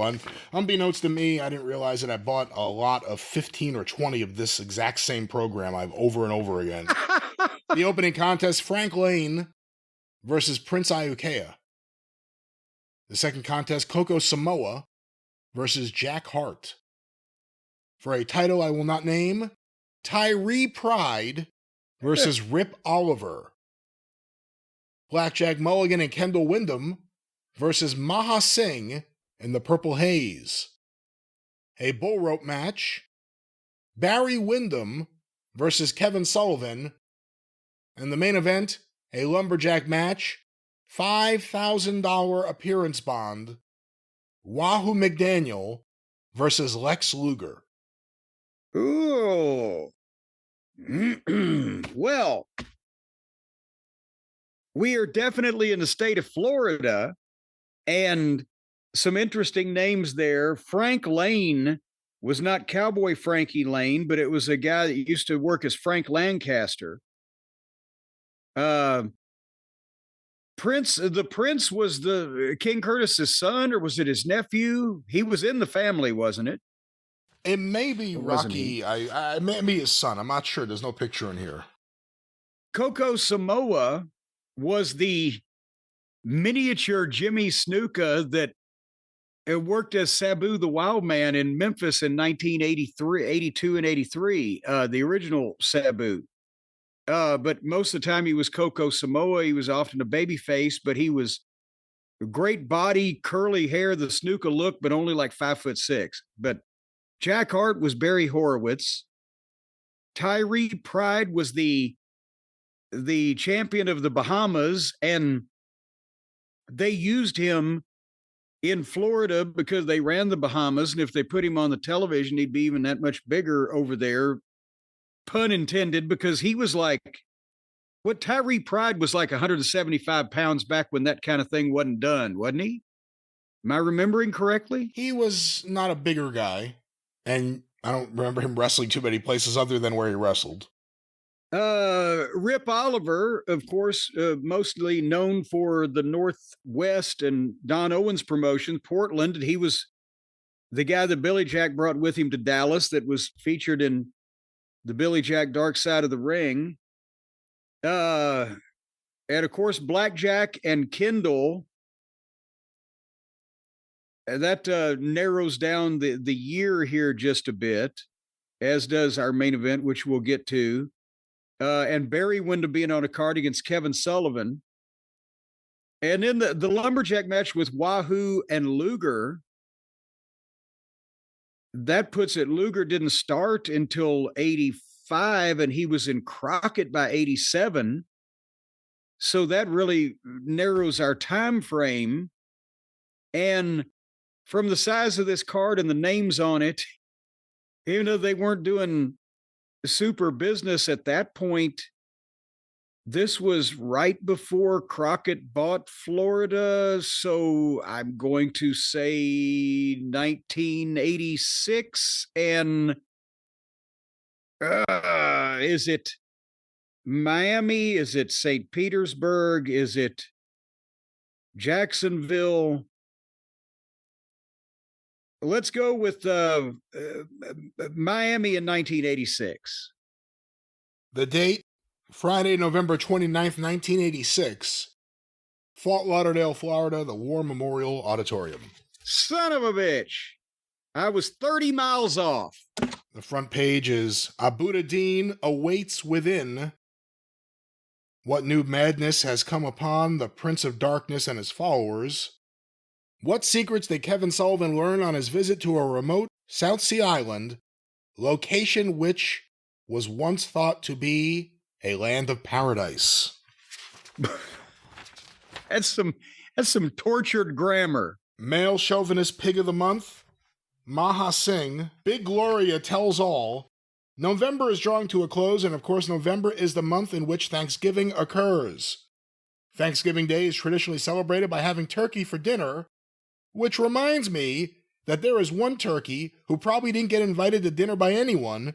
I'm talking about Bob Roop, also known as Maha Singh. The reason why Roop probably ate Thanksgiving dinner out of a brown paper bag these many years is that nobody likes him. One of the reasons why nobody likes him is that he's a male chauvinist pig, and a turkey who is also a pig really does have problems.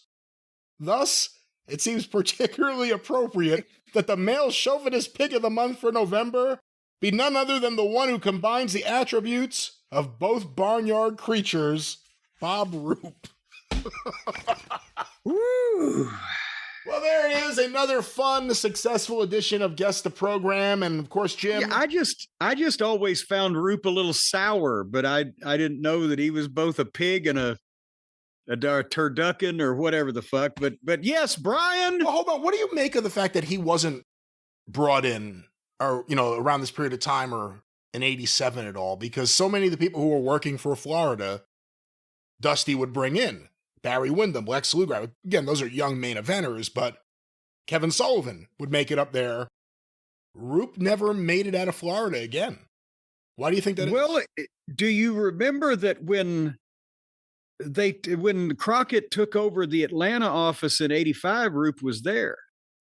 And Roop worked for a brief period of time continued working for Crockett in summer, fall of '85 on the West Virginia towns we were going, in the Ohio towns, and et cetera. And then that's when Roop went somewhere else. I can't remember. And I never saw Roop again. I think besides the fact that he was getting a little older and a little fleshier at that point, he was just so goddamn unexciting and also so dreary to me.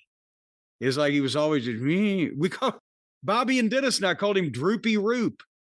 We'd see him in the hotel lobby, morning, we're about to leave for a town.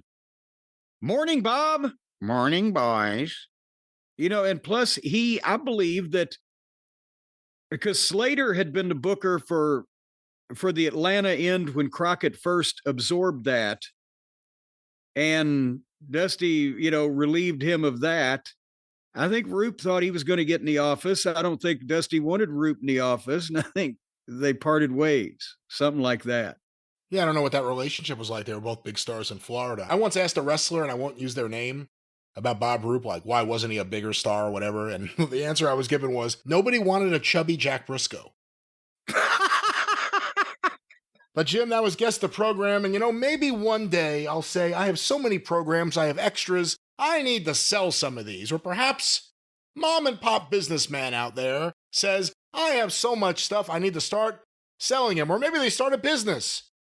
Could be a number of reasons. Yes, maybe mom and pop just decide, hey, we got too much shit. We're just going to sell everything we've got and move to some nudist colony in Greenlawn, Indiana. Well, that may not... How'd you like to see your mom and pop naked wandering around in the woods with other people, folks? The woods? Well, that's where it is. You can't just be wandering down city streets naked. There's laws against that. I've never actually thought about this. If there was a nudist colony, are they typically in the woods? Is that where you have these kind of things? Oh, you got to put them back behind trees because there's nothing else to cover those things up. What about ticks? Well, ticks can buy their own fucking clothing. And you can't hardly cover much up on a human being with a tick. Well, Jim, once again, imagine if instead of fig leaves, it had been ticks over those classic paintings. Well, people would have got arrested for pornography. Folks, I'll tell you one thing that you can't do with our friends at Shopify is sell pornography. Now, they're not going to allow anything like that unless they get a bigger cut. Let's talk about regular, everyday sales and items. And let's say perhaps you make candles. Let's say you like to paint pictures. Let's say you make an interesting craft that's unique to you and proprietary to you, and you want to sell candles. You mentioned candles. My aunt went to a girls' school. They had a tradition about candles. Lights out at 9, candles out at 11. But I'll tell you, folks, if you have something that you want your mother and father to sell, maybe you just want to have your mother and father just sell everything they've got. Just get it out of the way now while there's still time. If you want to start a business, there's no better way in the world to do it than Shopify. Because our friends at Shopify, boom, make a lot of people money. Shopify is the commerce platform behind millions of businesses around the world. 10% of all the e-commerce in the United States emanates from Shopify because they're very commercial. And you can get started with your own design studio. They've got hundreds of ready-to-use templates. They help you build beautiful online stores. They're packed with helpful tools that write product descriptions. They enhance your product photography. You can take a picture of your significant other naked and send it to them, and they will enhance it to where it looks like No, they will. Boy, I'll tell you what. No, John, that's how John Holmes got started that way. That is not how John Holmes got started, and I know how he got finished, so maybe these aren't the best examples we should use. Get the word out. Because you have a marketing, your word. What word would you fuck? Let's say fuck is the word you want to get out. Let's say the word is sales. Let's say the word is transaction. Let's say the word is greed. Greed is good. Well, get the word out like you've got a marketing team behind you, because Shopify can help you easily create email and social media campaigns and another thing they do is they put the leaflets in the boxes and they take them up in the helicopters and they'll drop them. And then the people, residents of the town, they know they've got like 2 or 3 days to give you money before bad shit starts happening. They don't have helicopters. It's a warning. They don't have helicopters. Well, no, now it's all drones. I'm sorry. But the point being, no. They're going to warn you folks before they do anything drastic, and you just send them money. And then if you're on the Shopify team, Shopify turns around and sends it to you. It's that simple.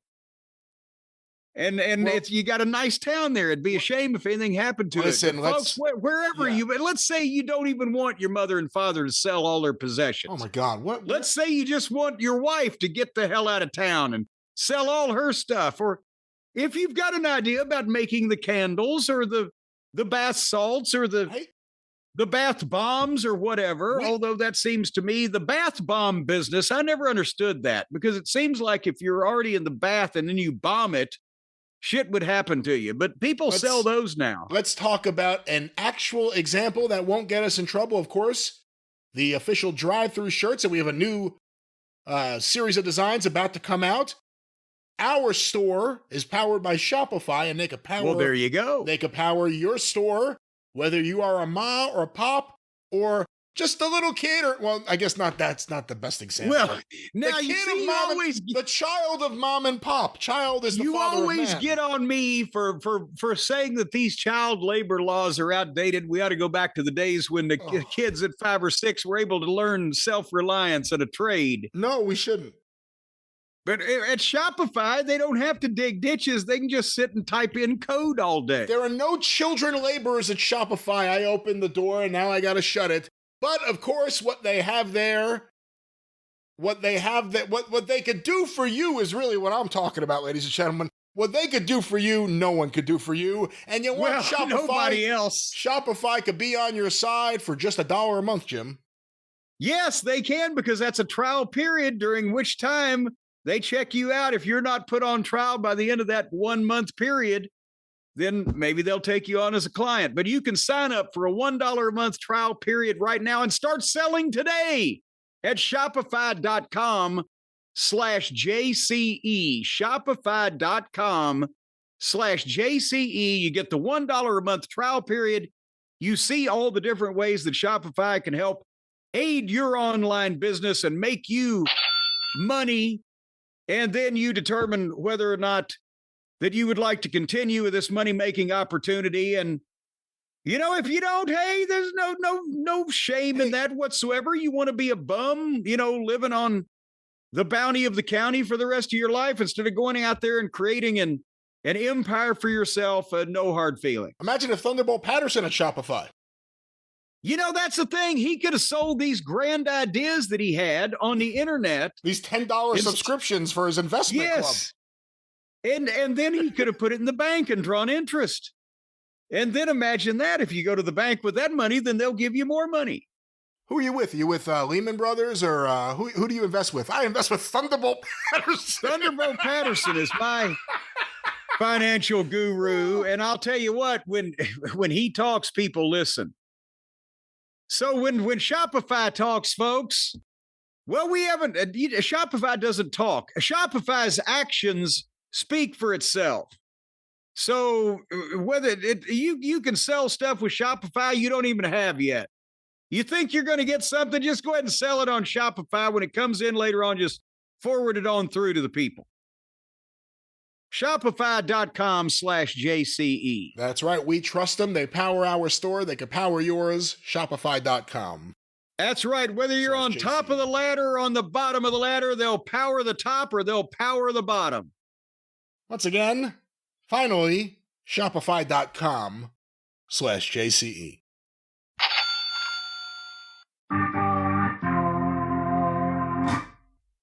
All right, a dramatic end to a dramatic beginning of the show here. We are now here. We are now ready for the second quarter. We're now here.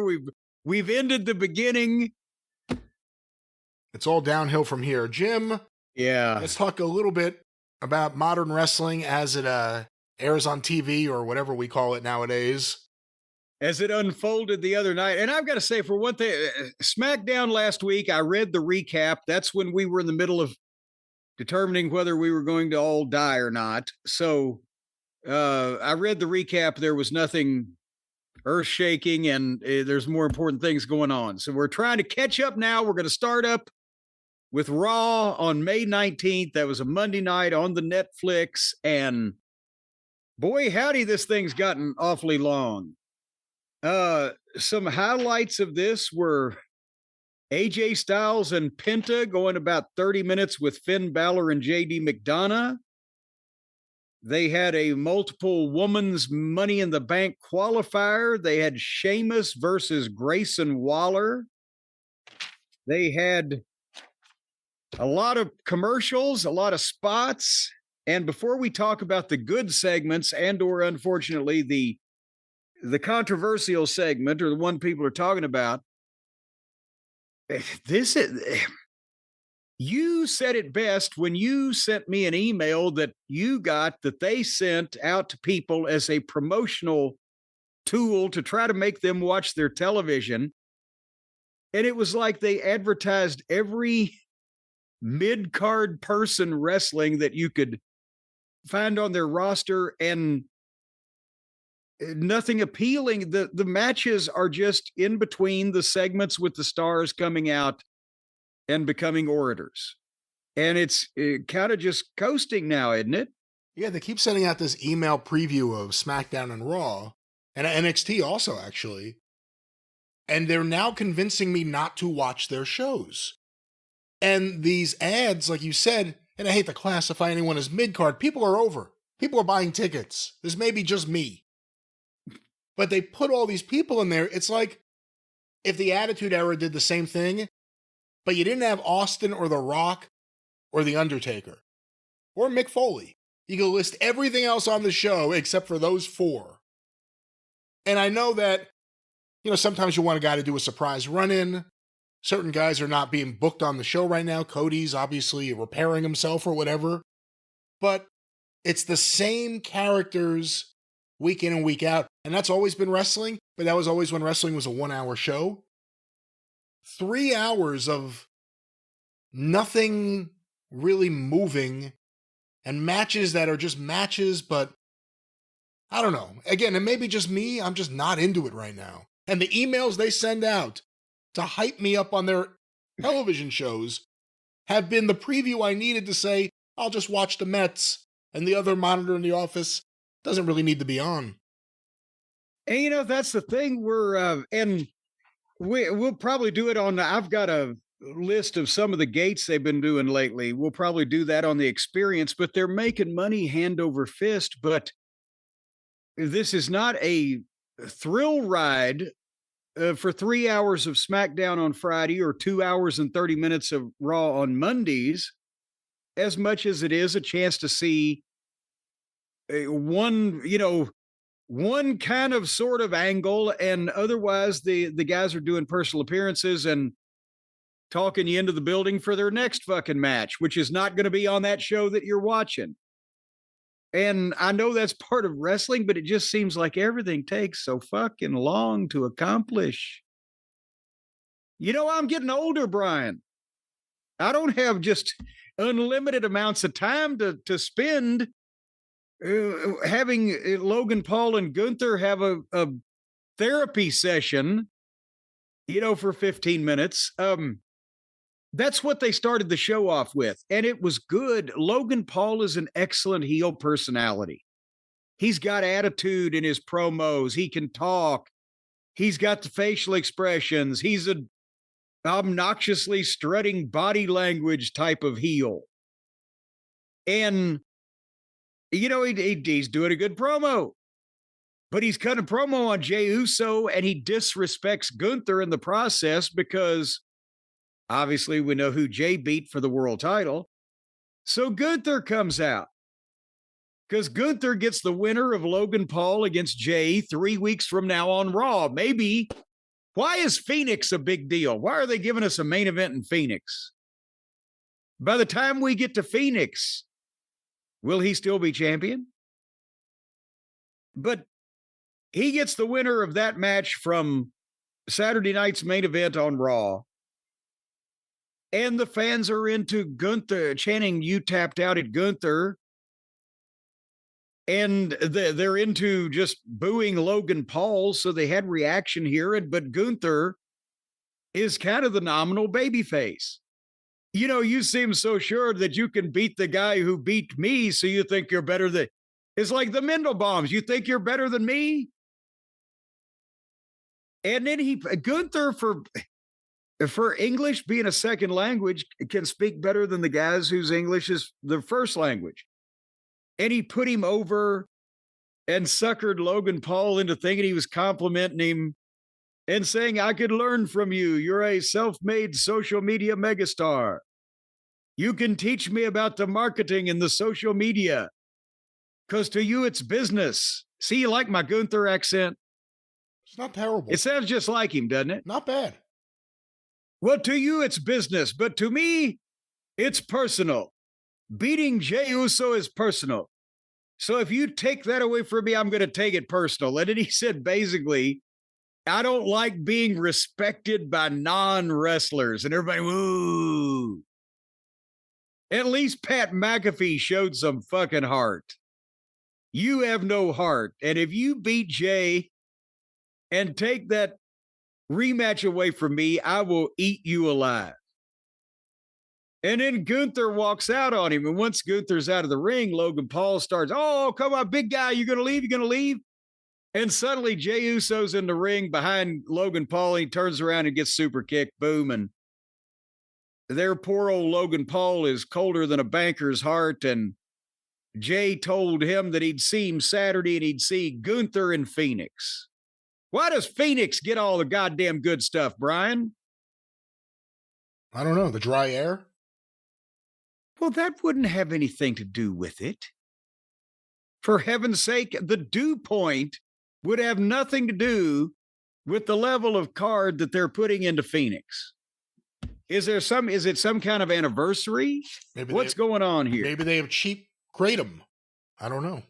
That's it. That Arizona they got all that cheap stuff at the truck stops and the gas stations. But I mean, this was a nice performance by these guys. It could have taken 5 or 10 minutes less, but that was pretty much the highlight of the first. Well, that was actually the highlight till we got to the main event. Your thoughts? You know, the fans really wanted to make a lot of noise and scream as much as they could, and they did.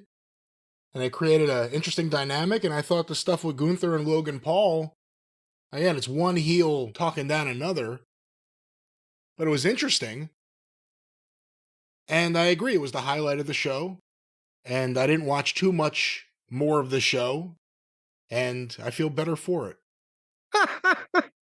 Well, before we go to the main event, because I watched the main event because my boy Braun Breaker's in it, but the news coming out of the show was Zoe Stark got injured, and if I'm not mistaken, she's just come off of a knee injury and came back not long ago, right? And so this has got to be just I know how she feels literally.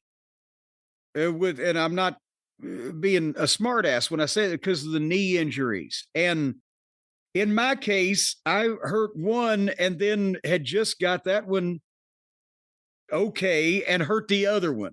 I think this may be the same one. I don't know.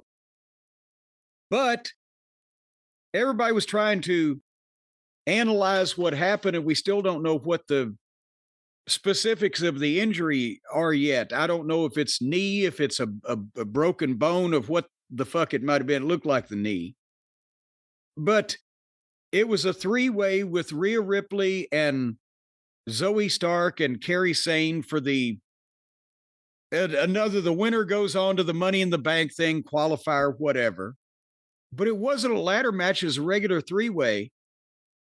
But did you ever get to see this clip yet? So that you know what I'm saying? I haven't. When Rhea Ripley did her entrance, that's kind of when I cut out and just went completely to the Met game until the very end of the show. So I heard about the injury after the fact, but I still have not seen the clip. I don't know if I want to, but I haven't. Well, the thing, no, it's not really that gruesome because the camera shot was the least optimal it could be for you to see anything. Because they almost missed it completely. And trying to set the scene, Zoe Stark was in the ring, right? And she had taken a bump and rolled. If you're watching the hard camera, she had rolled to the left. Rhea Ripley was to the right on the floor. And Kairi Sane was in the ring in the middle. So apparently, because they didn't get a wide camera shot, so you never knew what Zoe Stark was doing until the moment that you saw her fly into the shot suddenly.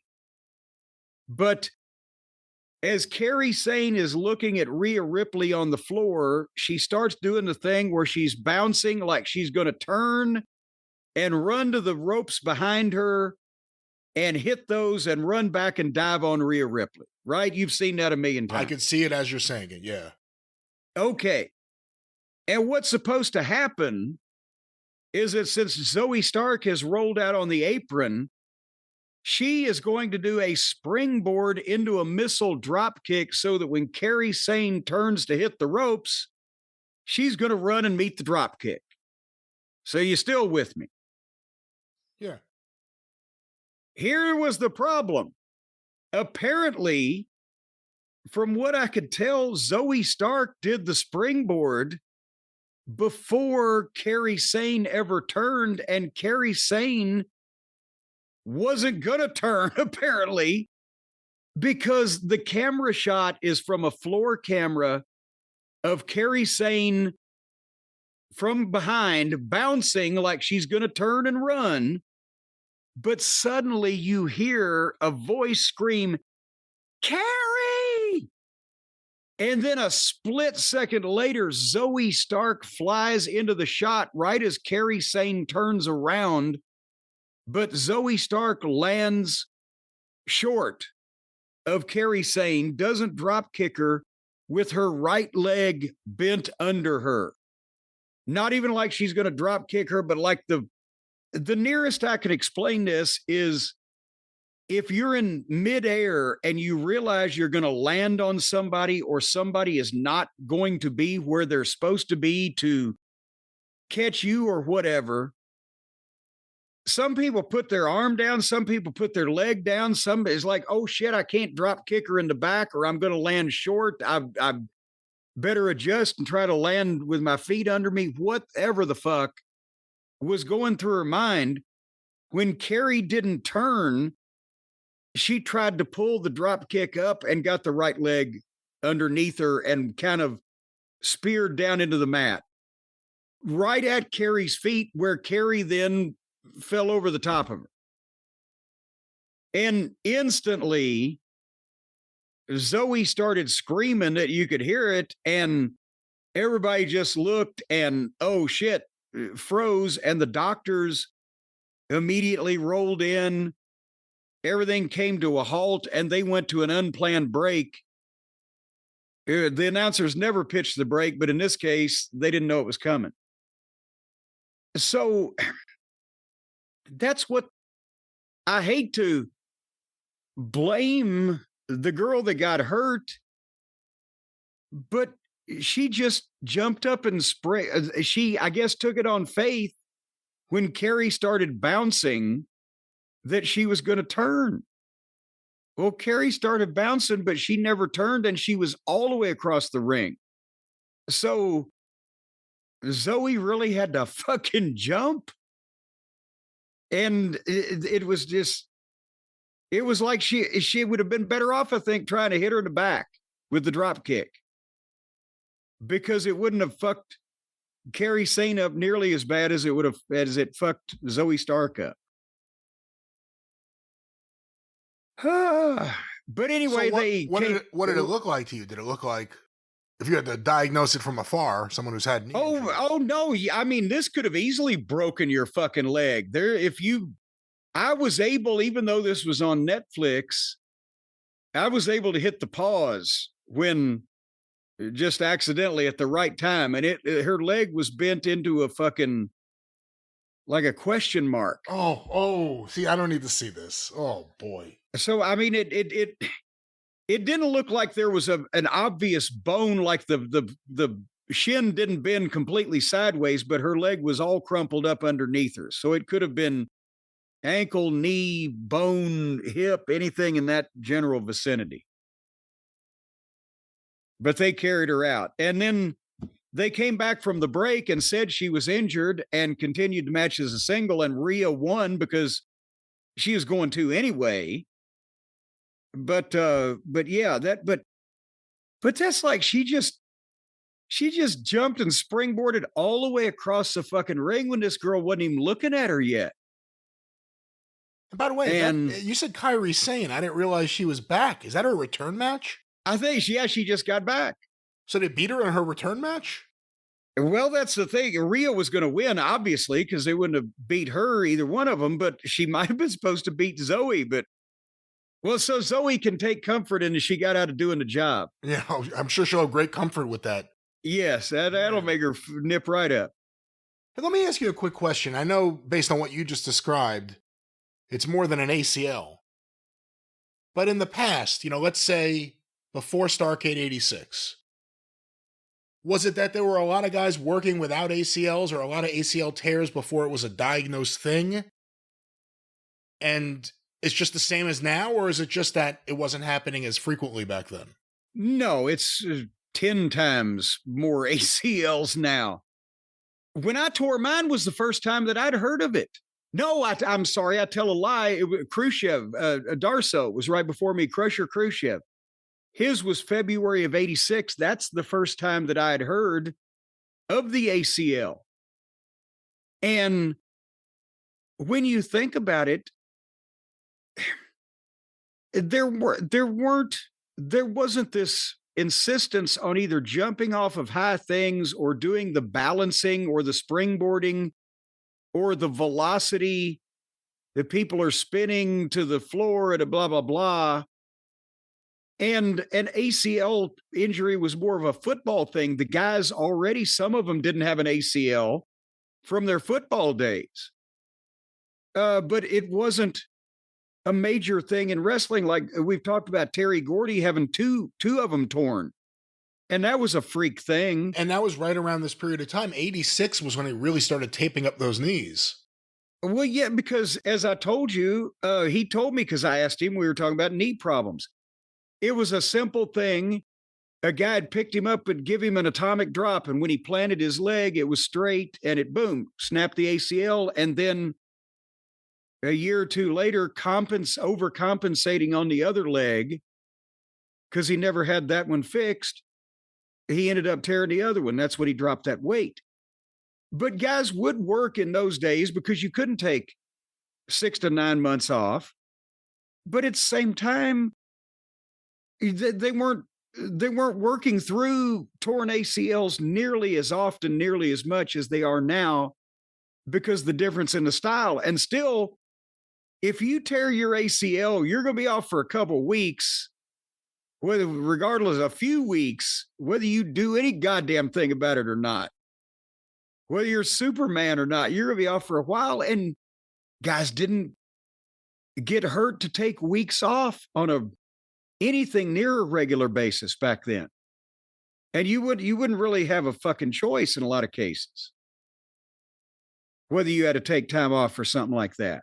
So it's just, again, springboard, flying, leaping, landing in awkward positions, catching people with weight on your legs when you might not be braced exactly correctly.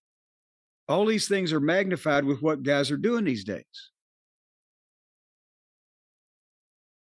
Well, this has been Injuries with Jim Cornette. We will now return to... And I can tell you, if anybody wants to know, the worst thing that you can do to leave yourself open for a blown ACL is, and I'm not saying this is what she's got, but the ACL is, the sports medicine doctors told me 80%, 85% maybe of the ACL injuries happen when your leg is straight out and your foot is planted and you get clipped or land at an odd angle to where your leg goes sideways. When your leg is bent even at like a 20-degree angle, the muscles take over, helping stabilize your knee somewhat. But when it's straight out and somebody clips you that's why I used to fight those fucking fans try to kick me in the legs. If your leg is straight out, you can take a little bump from the side and it can blow your ACL just like that. So always keep your legs bent slightly if you're landing from high positions or somebody's going to fucking leap on you and you're going to catch them. Crouch a little bit. It'll take pressure off your knees. But by the same token, the MCL, the medial collateral ligament, a lot of those injuries happen to regular civilians when they're in car wrecks and their knees hit the dashboard or the front of the car and fold up and bend back too far. And then the PCL is a thing you get when you hyperextend. So it just depends on, this leg was bent all kinds of different directions. So I don't know what she could have done. All right. Any more Raw? Oh, yes. I forgot. It's almost done. It's not Raw anymore. It's almost cooked. Braun Breaker and Jey Uso. I have observations. Braun Breaker is the goddamn greatest star in the history of wrestling. He is more natural. And we've been watching him for about 3 years now. I think he has done better in the first 3 years and taking this more naturally than anybody in our 2001 OVW class. The timing, the flow, the smoother work. Jay, after 15 years, ain't got the timing. And Braun's having to wait for him or adjust for Jay. And that's the thing. Braun was aggressive in this. They went a while, threw a few breaks. Braun is a heel. He does heel shit, not just move after move. But then he does the Breakensteiner or the spear or the clothesline. People love that, but otherwise he's an obnoxious heel in word and deed.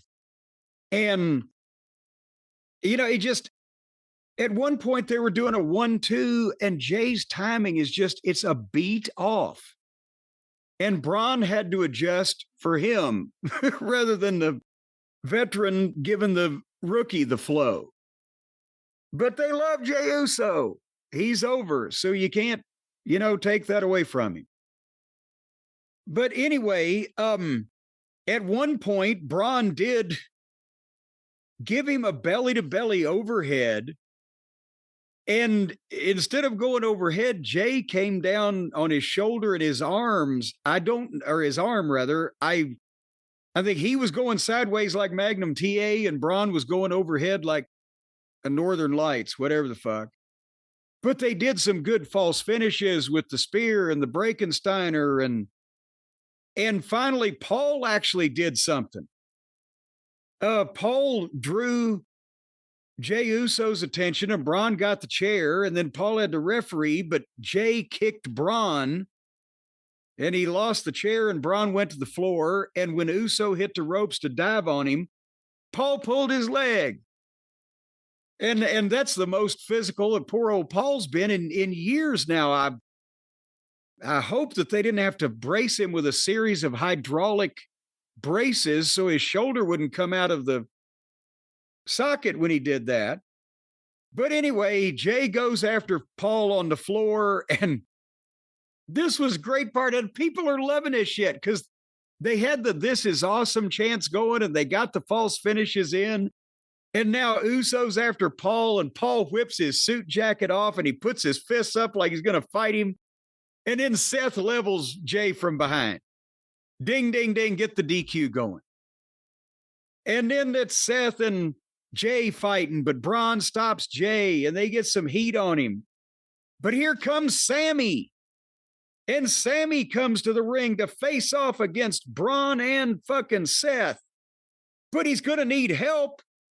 And the people start chanting, CM Punk, CM Punk. They're calling for it. And then, like Mussolini, 'cause you chanted for me. And the place blows, and as Punk comes down to the apron and jumps up next to Sammy, they cut the music, and the whole arena sang the rest of the fucking song a cappella. A cappella, oh, a cappella. The whole place sang to the bridge, as they say, and then they jumped in and got in a big fight and went out to the floor and had the big four-way, and Braun tatered Punk on the side of the head. He was like, Jesus Christ. And they fought out into the arena, and the people are going crazy, and it's all wild, and this was great. And then Jey Uso gets back to his feet in the ring and goes, well, where'd everybody go? And he turns around, and Logan Paul's in the ring and knocks him out. And scene. So the last 5 minutes was just swell. All right, well, that was WWE Raw. Big Saturday night's main event coming up. Is that this weekend? That is Saturday night's main event on Saturday and Sunday's hangover from AEW on Sunday. Double or nothing Sunday. I'll take nothing. Which show do you think will be better? Are you kidding?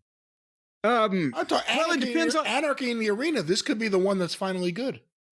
No, it depends on what you're looking for. If you're looking for hours upon hours upon hours of self-indulgent marks over and over masturbating and filleting themselves in front of a small to mid-sized crowd and pretending to be superstars, then you're going to go with AEW. And if you're looking for actual legitimate superstars to come out and do the bare minimum for the shortest amount of time, then you're headed over to Saturday night's main event, baby.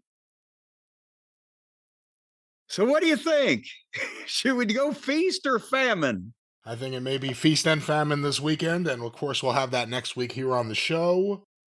Jim, of course that means it's time to move on.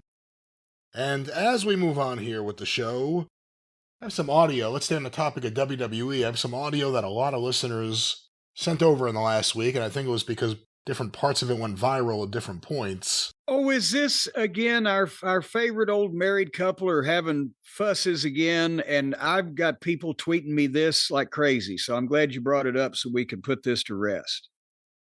We've talked about Dave Meltzer and Brian Alvarez's discussions / arguments about AEW booking in the past, but now it's spread to WWE.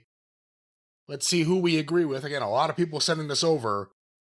It's from F4W Online's YouTube channel. Is Solo Sikoa being booked well? We'll stop this at various points, Jim. If you have a thought, just honk your horn. Unlike if Dave and Brian have a thought, it dies of loneliness. Running down, and then JC and him got in a brawl, and Nick Aldis comes out and he signed them to an impromptu match. And they had a long impromptu match, and it wasn't particularly exciting. It was very sluggish.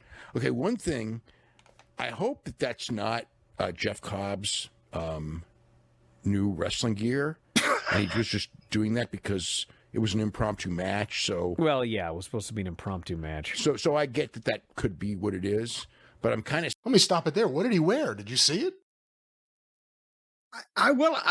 Isn't that when he ran in, or is this? Are they talking about the week after? I'm lost on the frame of reference here. About the SmackDown that we both missed. Oh well, that's probably it then. I wouldn't understand why he wouldn't be wearing wrestling gear if he was. But it was an impromptu match. But nevertheless, his name isn't Jeff Cobb anymore. We didn't bring that up. Because remember last week when they said, it's the biggest free agent in the world, Jeff Cobb. And I said, okay, Solo Sikoa, Jacob Fatu, Jey Uso, Jeff Cobb is not very Samoan or bloodline-ish. And they've changed it. And now, move over Chief Peter Maivia. JC Mateo is Jeff Cobb's new name, which kind of sounds like a fucking car dealership somewhere on the coast of Oregon. But I don't know what he was wearing. But Dave's the fashion police. So let's go back to the dynamic duo from Wrestling Observer Radio. Scared that because it's the exact same thing that he wore at the thing that's like what he's supposed to, because that is like nothing happening gear. He's got to get out of that for sure. By the way, you mentioned Solo Sikoa being protected. You do realize the last time he's won a match on TV was... Well, he's never wrestles on TV. December. But he never wrestles on TV, but he's being protected. He wrestles on pay-per-view. And he hasn't wrestled hardly at all. He has had 1, 2, 3, 4, 5, 6, 7... What? 8, 9. He's wrestled 11 TV matches, and he's won 0 until this past match. Well, there you go. Then they're trying to get him ready for Jacob. Well, let's stop it there. They're trying to get him ready for Jacob. What did he just say? First of all, I love it. I love it when Uncle Dave jumps in. We're like, no, he's not, or no, it's not, or he disagrees before poor old cousin Brian can get the question out. But no, we've been talking about this, that Solo has been kind of diminished, and, the bloom is off of him a bit. And he hasn't won a match in forever. He's always the one who gets beat because, it's better than the option of beating Jacob. But it's startling to hear 11-0 is the record. Because it seems like they would have thought to give him one win in there just to keep him in the fucking game. But so then Dave says, well, they're trying to get him ready for Jacob by losing every match? What? No, we said when they did, I think, the Survivor Series, and Solo lost there. Because he kept being the one to lose. We said they're not really booking him that strongly. And then he wasn't even on WrestleMania. And I know he's part of the Jacob Fatu stuff, but still, he's kind of been an afterthought now. Someone who was a main player, it doesn't feel like they're booking him very strongly at all. Well, and to be honest, and we'll go back to the Cats and Jammer kids here in a second so they can tell us what they think. But I think it's simple as this. If you go back about a year, whenever Solo popped up in this bloodline position, I said you know, the problem is that should be Jacob Fatu. That should be the street champion. That should be the fucking enforcer. That should be the spot they put the Solo in originally would have worked better at being Jacob Fatu. And then once they got out of that story, they actually got the real Jacob Fatu. And now he has overtaken and surpassed Solo in terms of the out of control, mean, street fighting fucking Samoan. And because he's so much more, I don't even say impressed, but so much more visual with what he can do. And not only that, but the danger that he puts off, the aura that he possesses, that he's not only taken off and left Solo, but he's the kind of guy that they couldn't have made Solo a babyface. They were putting a lot of heat on him, and he was beating a lot of the people that the baby faces that the fans liked, so they would boo him. But he wasn't the kind of guy that would impress the fans enough to cheer him with his insanely impressive work while he's getting that heat. And that's Jacob. So I think you've just got two people in a similar genre and makeup vying for kind of a similar spot, and one of them's clearly standing out more. And again, the booking hasn't helped. Well, I think that's why they're booking him that way. I mean, he was really hot. That's what I'm saying. He was really hot as the silent bodyguard for Roman. And then when he first turned heel and turned against him, there was a chance there. And it kind of worked for a little while. And then they just started burying him on the show. And he hasn't won any matches. He's a heel boss who doesn't win. But he's not the boss anymore, really. When did Jacob show up? Was it the summer? I don't keep these dates, but I think that Solo's perpendicular fall in booking can be directly attributed to Jacob Fatu's arrival and subsequent ascension. Well, like you said, let's go back to Fritz and Ditz. He's got no credibility, dude. He always loses. Always. He's always beaten. You know that wins and losses mean nothing in WWE. No, they do mean something. That's why Jacob Fatu has never been beaten. They've never beaten the guy. And that's why they're feuding the two of them. They're feuding the two of them. So I know. I'm wondering why they're feuding them. Like, give Solo something.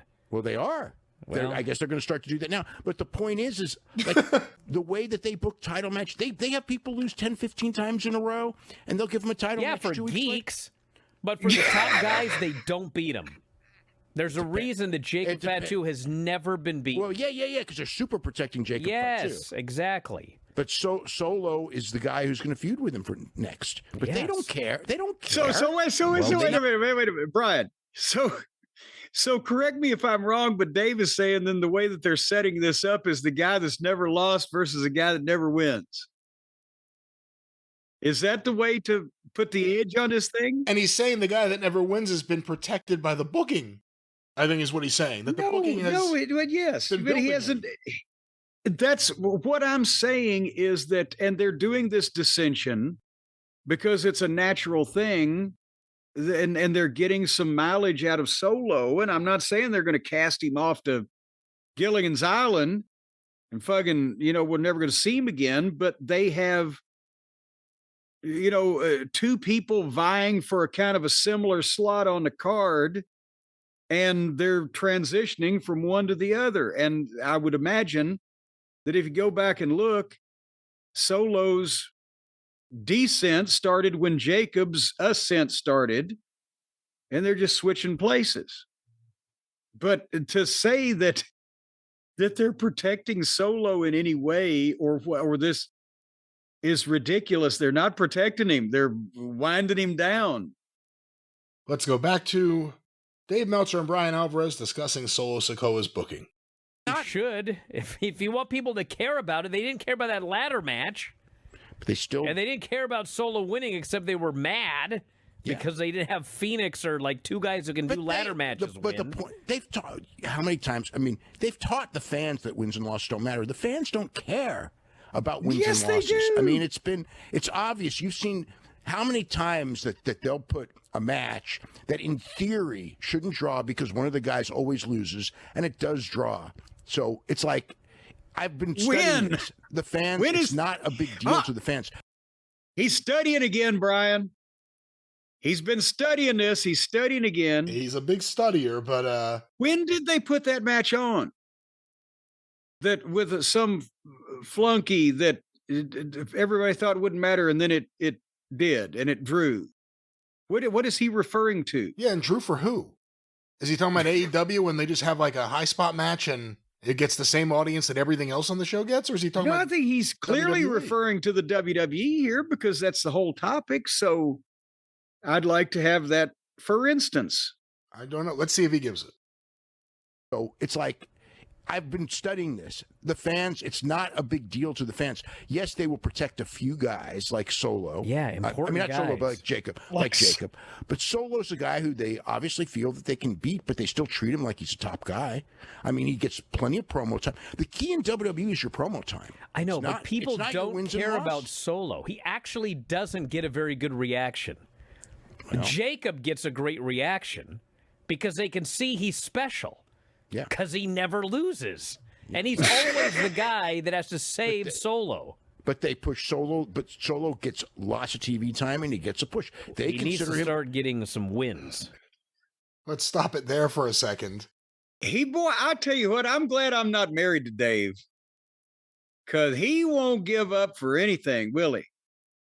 And give Alvarez credit. Every time we listen, Alvarez is kind of on the right side of these things, but also he puts up with these nonstop arguments, I guess. He's got the patience of a saint. Let's go back to the discussion of Solo Sikoa's booking. Or this ain't going to be much of a feud. Well, he's going to lose the feud, so it doesn't matter. But the point is, especially for heels, they beat heels all the time. And so, they beat heels all the time. They don't care. I mean, it's like that's just part of the deal. I mean, it's... this is not anything new. This has been the case in WWE for decades. They do not, when they book, they're not booking long-term who he's going to win and he's going to get a title shot. They'll just do whatever they want. Doesn't matter. Doesn't care. And then when it comes to, we've got to get somebody ready for a title shot. This guy's lost a bunch of matches. We'll put him in a four-way and he wins the four-way and he gets the title match and all those losses don't matter and the people accept it. If the people didn't accept it and it didn't work, they'd stop doing it. And let me stop it there for a second. I was going to say, this is coming from the guy who says, now, Tony Khan has long-term booking plans and everything means something. And if something is referred to from previous, well, this all goes together. So it's a goddamn giant web of carefully crafted, intricate, interweaving stories over with Tony, and the WWE is just doing whatever the fuck they want to do with no planning? Or is he justifying their planning because this is the way they do it, and then he says the fans are okay with it?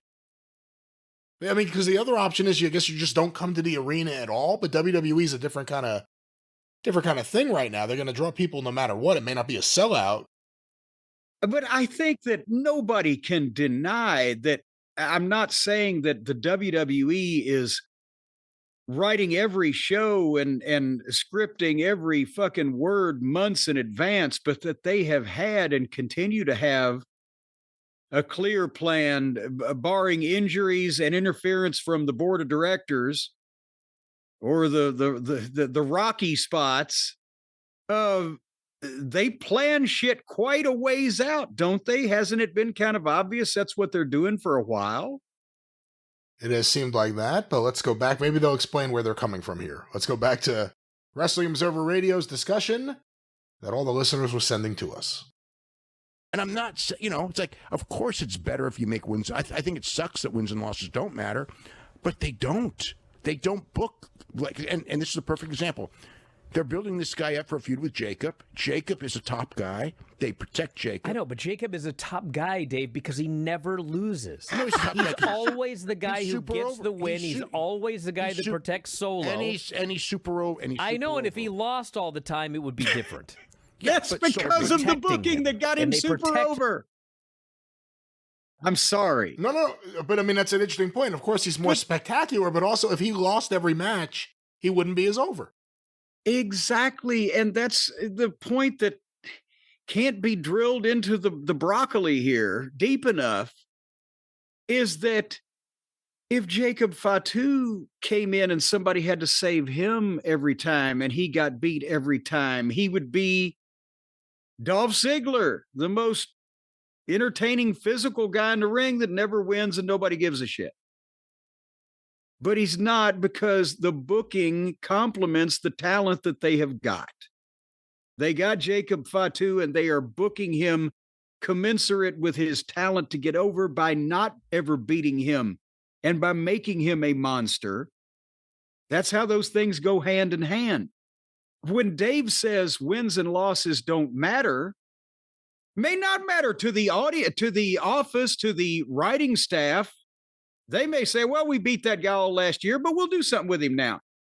But the fans, it matters, because when the fans figure out, except for the tiny little segment of the Davites, him and the Davites, that worship that type of thing that he likes, where they just all just do a bunch of moves and then go home.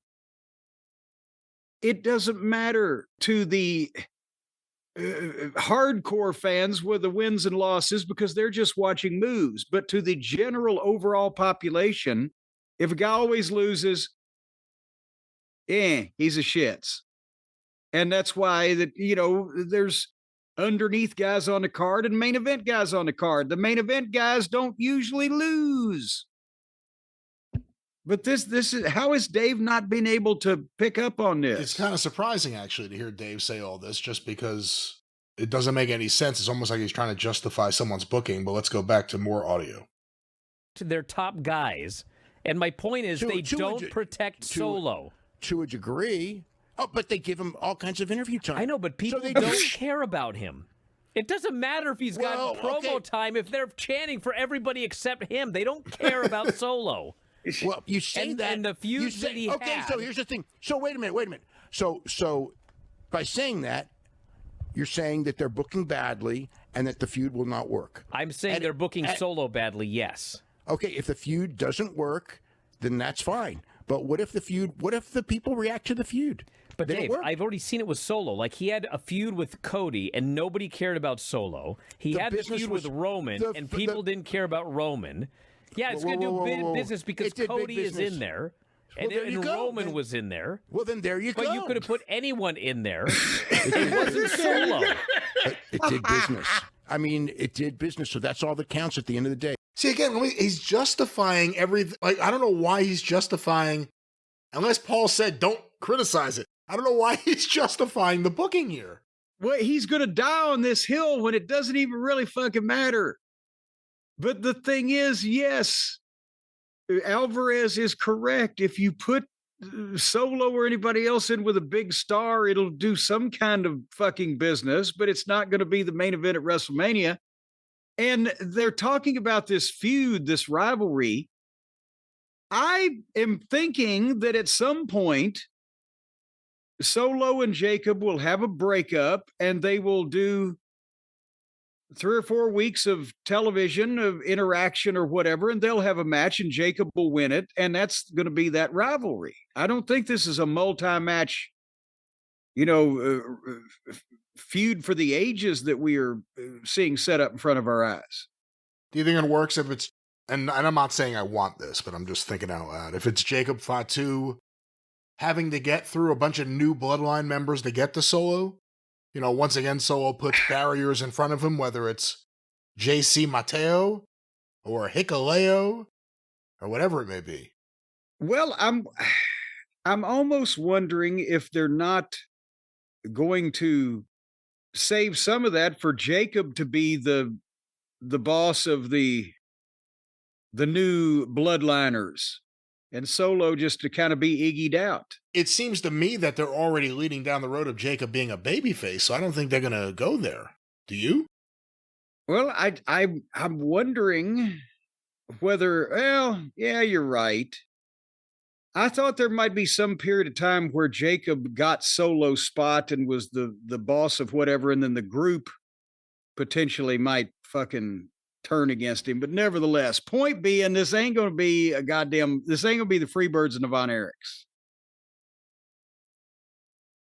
No, it won't. There's a little more audio. Should we play more or should we give up? It's your call. It's up to you. How hilarious are they on the out? I don't know. Let's hear the end of this. Hey, does it work? If it doesn't, if it works, it worked. If it doesn't work, then it doesn't work, and then you got to stop doing it. But when it works, the fact that they do this and it works, it's like, okay, that's what the fans think. If it didn't work, I'd go, hey, guess what? This doesn't work. You gotta do this. But these feuds worked, so there's your answer. It's like, believe me, there have been times in history where what you're saying was 100% accurate and the stuff wouldn't draw and it wouldn't work. This is not that time because all of those feuds worked. Well, there it is. All those feuds worked. And of course, Dave's longtime friend Paul Heyman's thing was always, if it works, it works. So who knows who's feeding Dave the information that this is working. But who gets to say whether something works or not? Well, that's the thing. If it works, it works. Okay, what does it works means? Does it mean the promotion's happy with it? Does it mean the fans are buying more tickets because of it? The fans are just where they were because of it? What is working in this sense? And that's also, it's hard to tell these days because the WWE has got themselves in a position where if they just avoid the a bunch of guys going out and dropping their pants, taking a shit in the middle of the ring, people will enjoy it live. You can see that they're singing along with entrances and standing and watching guys do stand-up without the comedy for 20 minutes at a time. So it's not like they're going to riot and set seats on fire if, matches are a little bleh, because they're apparently having fun. But at what point is it just, we got to see something here for our money between the prices and everything else? I don't know. Well, that's the WWE section of the show today, and that's the review of Meltzer and Alvarez once again disagreeing, and once again we're on the side of Brian Alvarez here. But Jim, after a discussion like that, whether you're Brian Alvarez or just the average person with ears, you may start thinking about tonight's sleep, or just going to sleep right now. Imagine if you had a comfortable bed right now, right in front of you, a bed from our friends at Helix Sleep. Well, imagine, let's say you have narcolepsy, or you've been bitten by a tsetse fly during an excursion to the South Sea Islands, and you've got some kind of sleeping sickness. And what you need to do, folks, is you need to put a mattress in every room of your house. That way, if you just happen to nod off right in the middle of a conversation, let's say, let's say you just happen to nod off right in the middle of a conversation. Let's say you just happen to nod off right in the middle of a conversation and you're going to fall. But you want to fall on a Helix Sleep mattress because that way you can get a good night's sleep or a good day's sleep, whatever day or time that it happens to be. It could be afternoon, it could be morning. Sometimes these things just happen, Brian. Just like that. Jody Hamilton used to nod off and go to sleep and snore in the WCW offices at the, what was it, the North Tower or the South Tower? I get my directions confused now. And they had to give him a corner office with a door that they could shut because when he was in the cubicle, you could hear him all over the floor. See, now, if he'd have had a Helix mattress in that cubicle where he could have laid down flat instead of sitting at his desk and snoring, well, it would have saved everybody a lot of trouble. They wouldn't have to move his file cabinet. You see what I'm saying, Brian? Not exactly. Although, they say that Thomas Edison liked to just take a nap wherever he was. It didn't matter. He would just lay down on the ground and start sleeping. Imagine if he had a Helix Sleep mattress everywhere, including Jody Hamilton's cubicle. Well, that's true. And my Uncle Harold, he had a similar habit. He just liked to take a shit wherever he happened to be. Of course, that was a lot more unwieldy, and it made him a lot less popular than if you just wanted to take a nap wherever you might happen to be. But yeah. I'll tell you what, poor Aunt Beulah had to carry a bucket around and some towels everywhere she went. But folks, if you would like to fall into a lovely night's sleep, well, it's not an accident.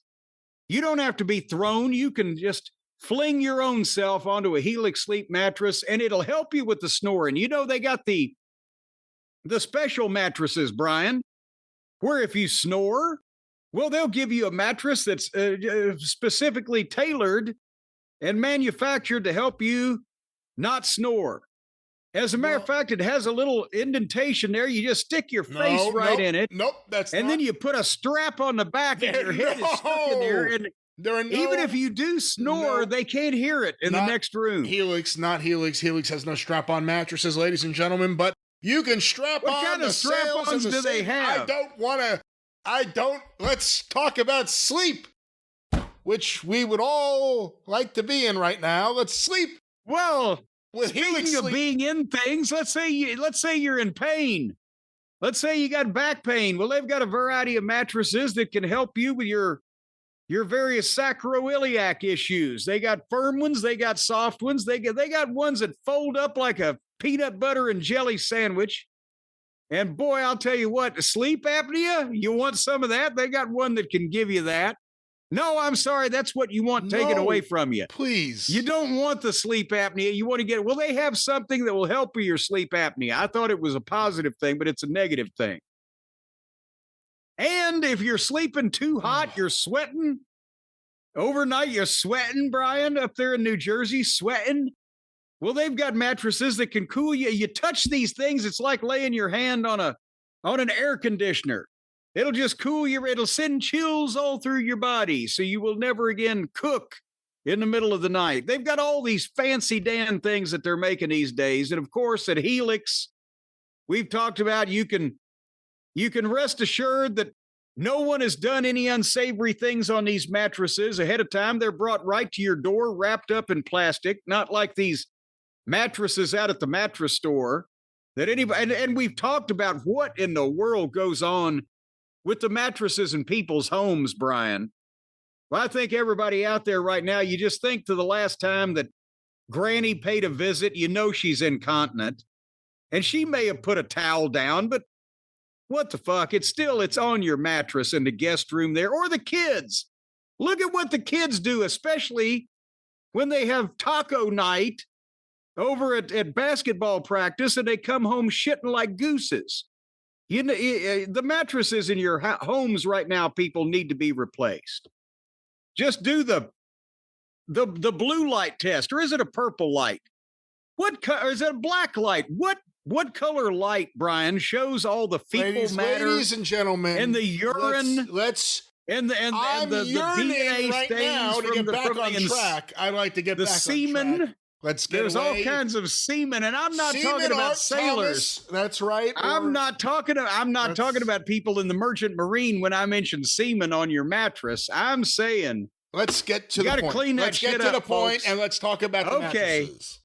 HelixSleep.com/JCE is the code that you can use to go to Helix and get your fine, clean mattress in a variety of different ways. They got the Luxe mattress collection, the Elite mattress collection. They'll delineate all those. You take the little quiz, you get the mattress delivered to your door. You sleep well forevermore. You sleep so good you never want to get up again. You sleep so well that you tell your family just leave you alone and let you atrophy in that bed.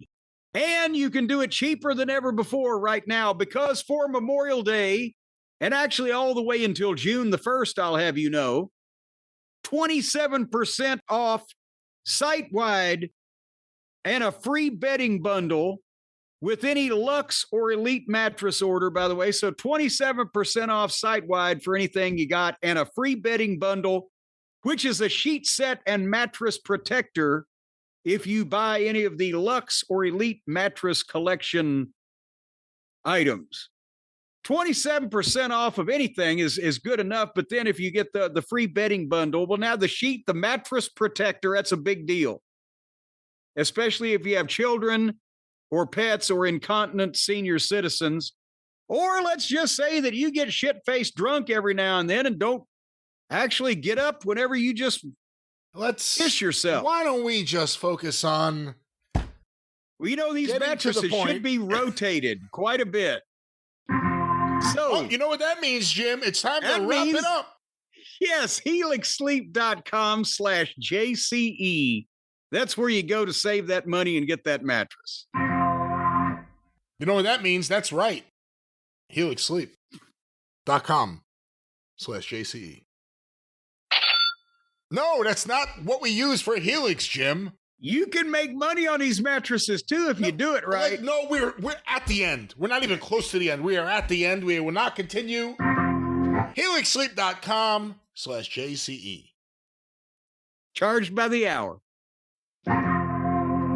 Well, there it is again. This keeps happening. But Jim, we're going to continue on with the show.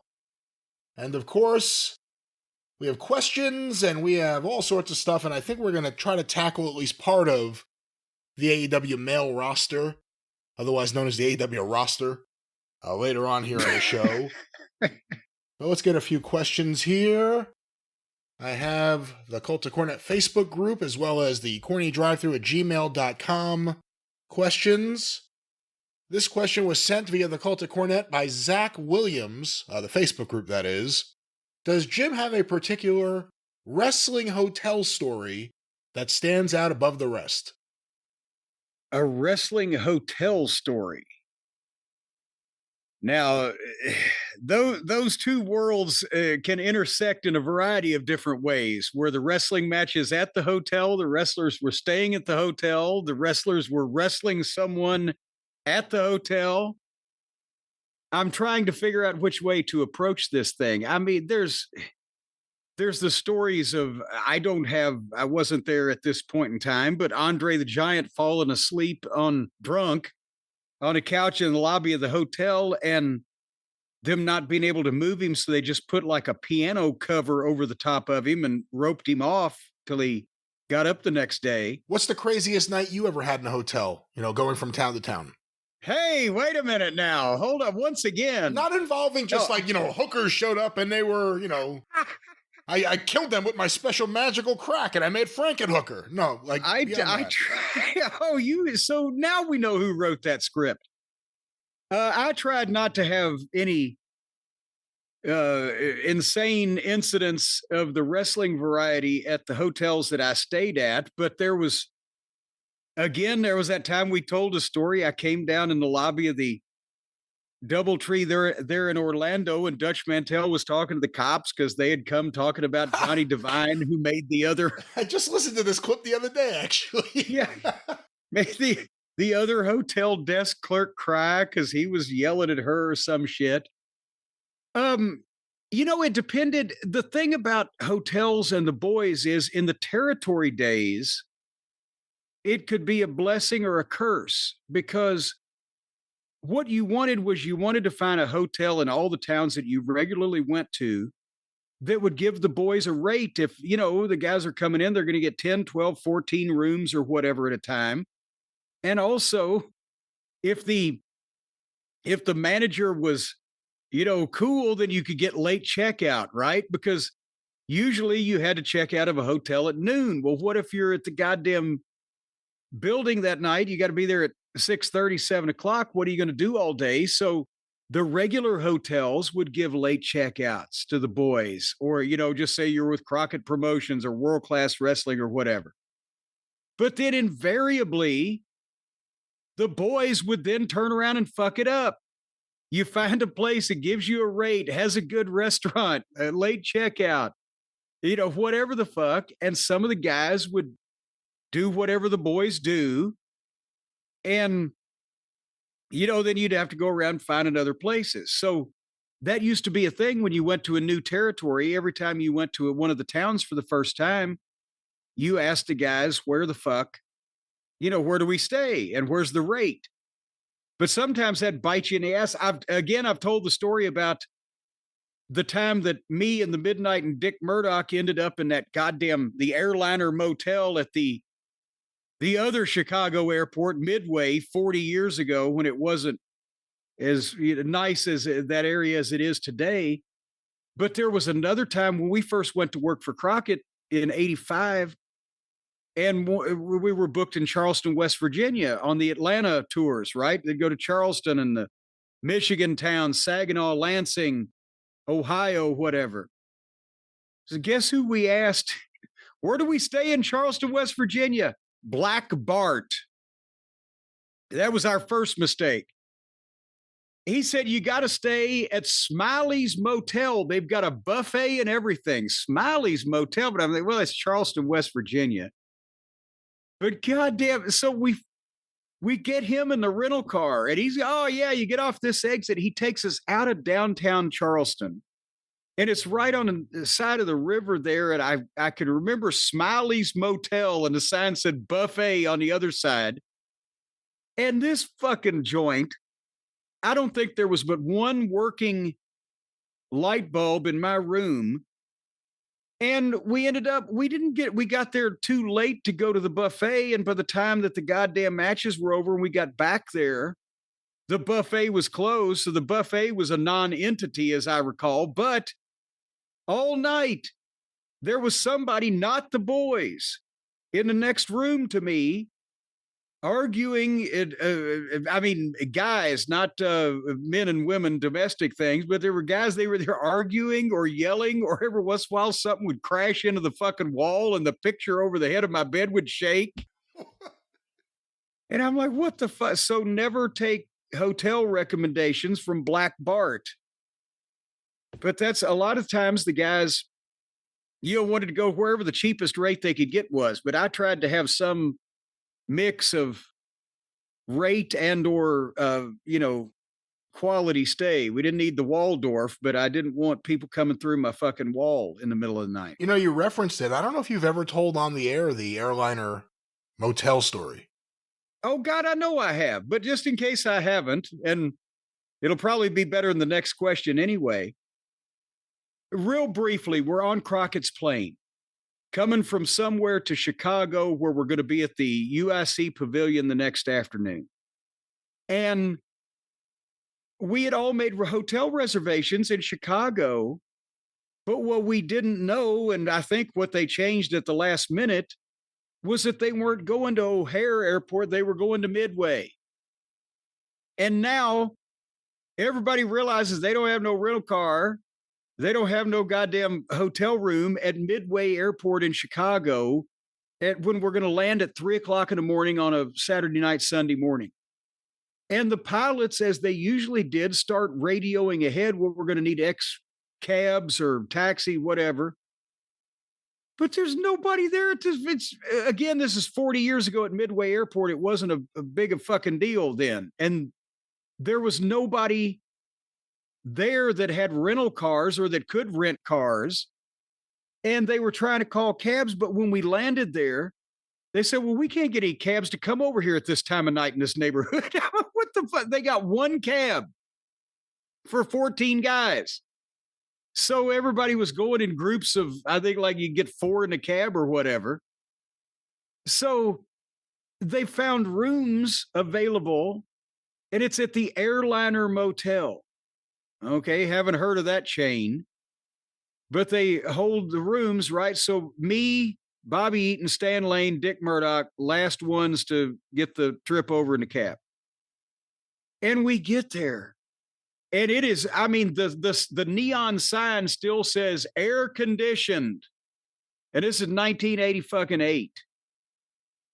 And it's the Bates Motel. There's a guy behind the fucking desk. And as we're checking in, he said, I got the 4 rooms left. He said, now, one room, the heat doesn't work. And it's wintertime. But I said, I'll take that when I don't like the heat in the hotel room anyway.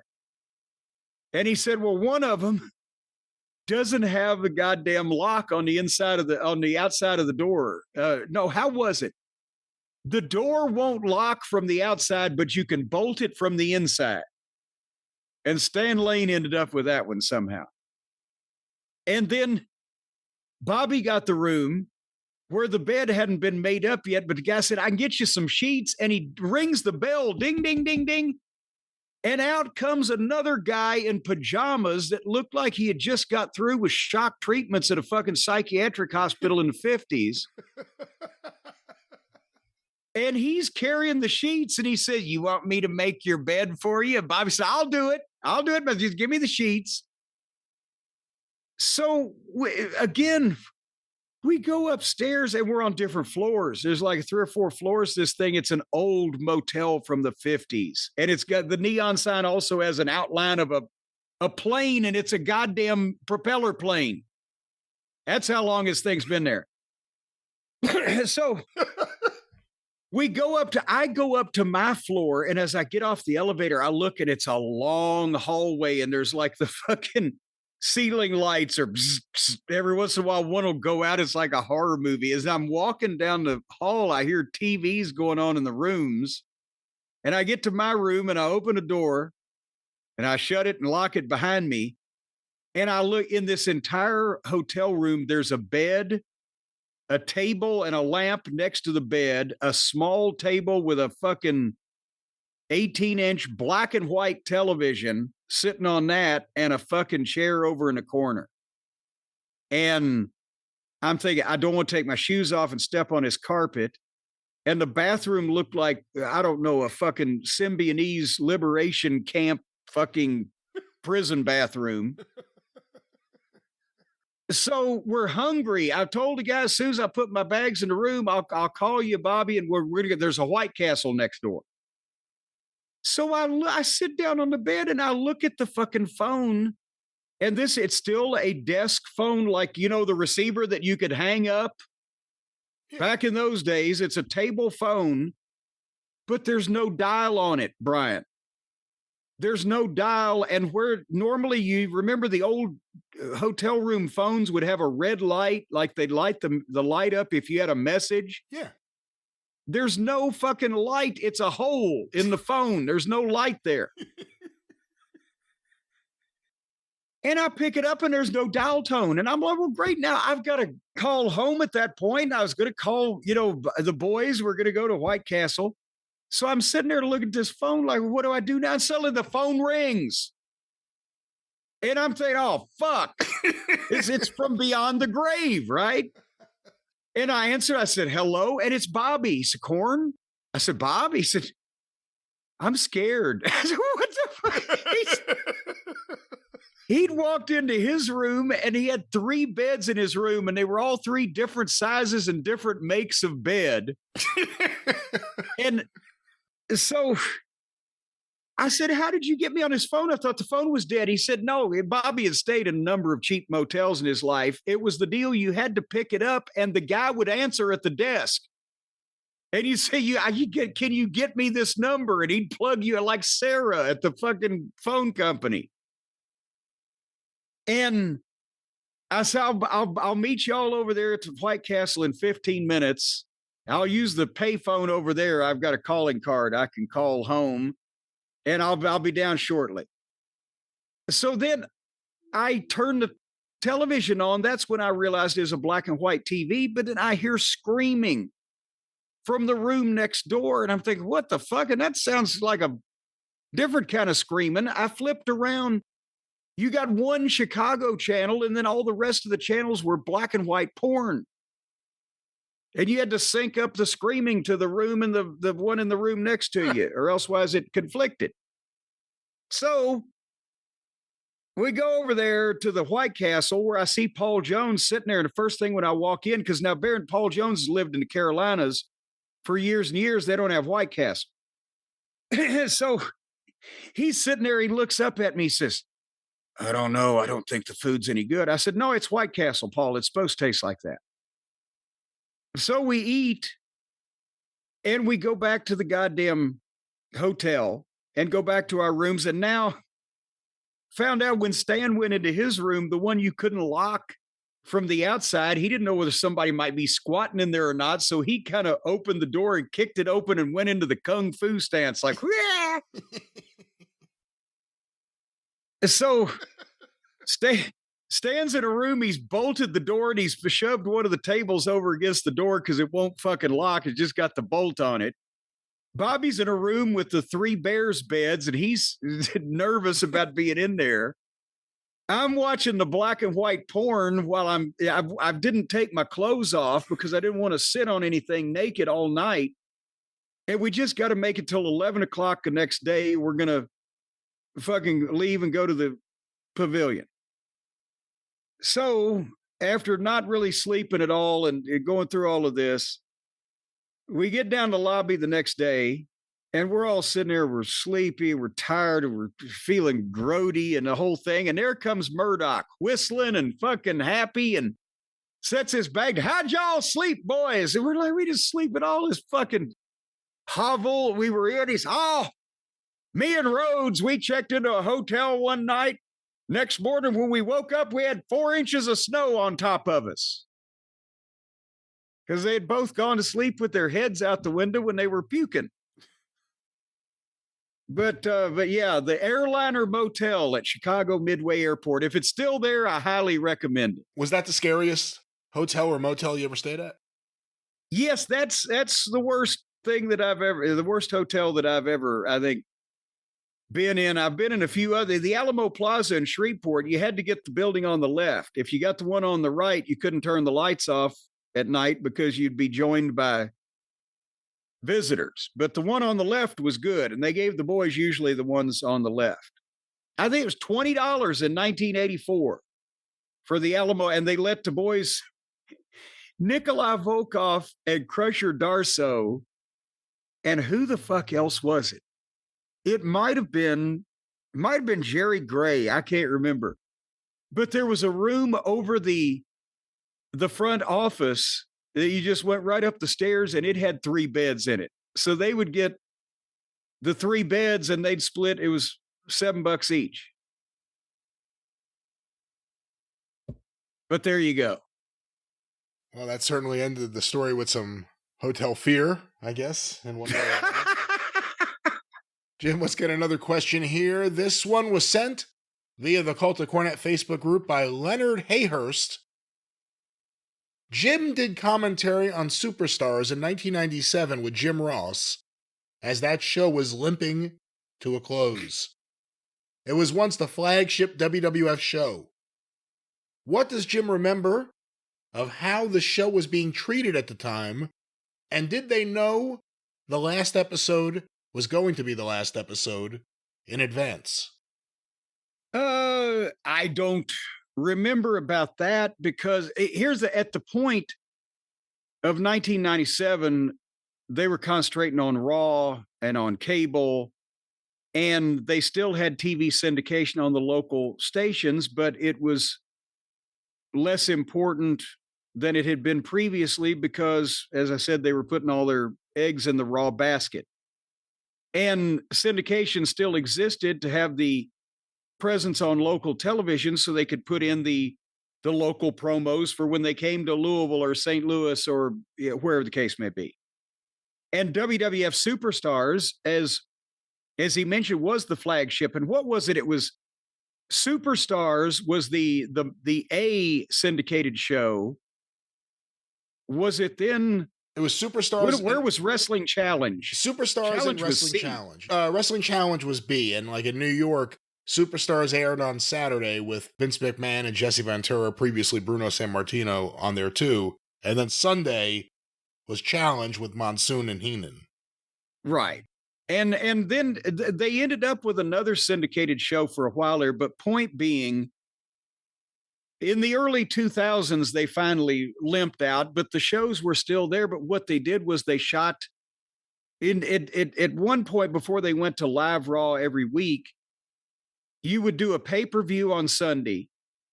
Then on Monday, you would tape 4 one-hour Raw episodes in some building. In Tuesday, you would tape 4 Superstars of Wrestling 1-hour syndicated shows in some other arena. And then Wednesday, you would do 4 episodes of Wrestling Challenge. And around that, you would also do the Coliseum home video exclusives and other shit, right? Well, then, as things started gradually switching, because that was hard enough to keep track of, and you were doing entire months of TV at a time, then the syndicated shows started becoming less important on their own, and they were shot around the big tapings. So let's say you did a live 2-hour Raw on Monday, you do syndicated TV matches around it. and a taped 2-hour Raw for the following week on Tuesday, and you do other syndicated matches around it. So the bottom line is they put these things together in post just with matches, and they'd plug in the interviews and they'd get it ready. And then JR and I, or whoever the announcers were, would go to the studio and voice the thing over like we were there in the arena. And that's why you would get on cameras with the announcers in one of the earlier matches. The cameras would come over and just catch the announcers sitting at ringside for a cutaway. Or you might do one little billboard spot just to prove you were in the arena. And then you'd go sit in the fucking back and they'd shoot the rest of the stuff and then you'd do it in post. And that also led to problems when people weren't available and you had to switch announcers. You had to, the other announcer sitting across the ring in some of the shots. And obviously he wasn't doing any of the talking. But I liked that because I liked doing announcing. And with JR, it was so easy. So whatever morning it was, I came, if it was Thursday morning, we would be at the studio at like 10 o'clock and we'd voice over Superstars, and then we'd take a 15-minute break. And then we would do, goddamn, the other show we were doing at the time, which might have been International Heat or might have been WWF New York or might have been whatever. But we did 2 shows every week for a while that were in syndication somewhere. And that was the easiest part of my fucking week. If I did it with somebody else that wasn't Jim Ross, then they always constantly had to stop and fucking pick up a line or go back or whatever. And it took for fucking ever. And I mentioned when I was doing rehearsals with Shane, and later on I did some on-air stuff with Shane on these syndicated, it would take 3-4 hours. But JR and I could sit down and just say, roll the fucking tape. And we would call it live and we'd do the show in 45 minutes. And the only time that Jennifer Good was our producer, the only time that she would stop us is if I accidentally said wrestling. And then she'd say, substitute something else. So I'd go back and weave my way around it without ever, I believe I mentioned, I never said the phrase sports entertainment on television the whole time I worked for the WWF. Never, ever. But otherwise than that, it was nice and easy. With other people, it was somewhat of a chore. But that's what we did, and then they just sent it out everywhere. So by then, there was not a lot of thought being put into those shows. At that point, were they still doing the thing where the commentators would have like a pause and they would put Howard Finkel in to announce the local dates?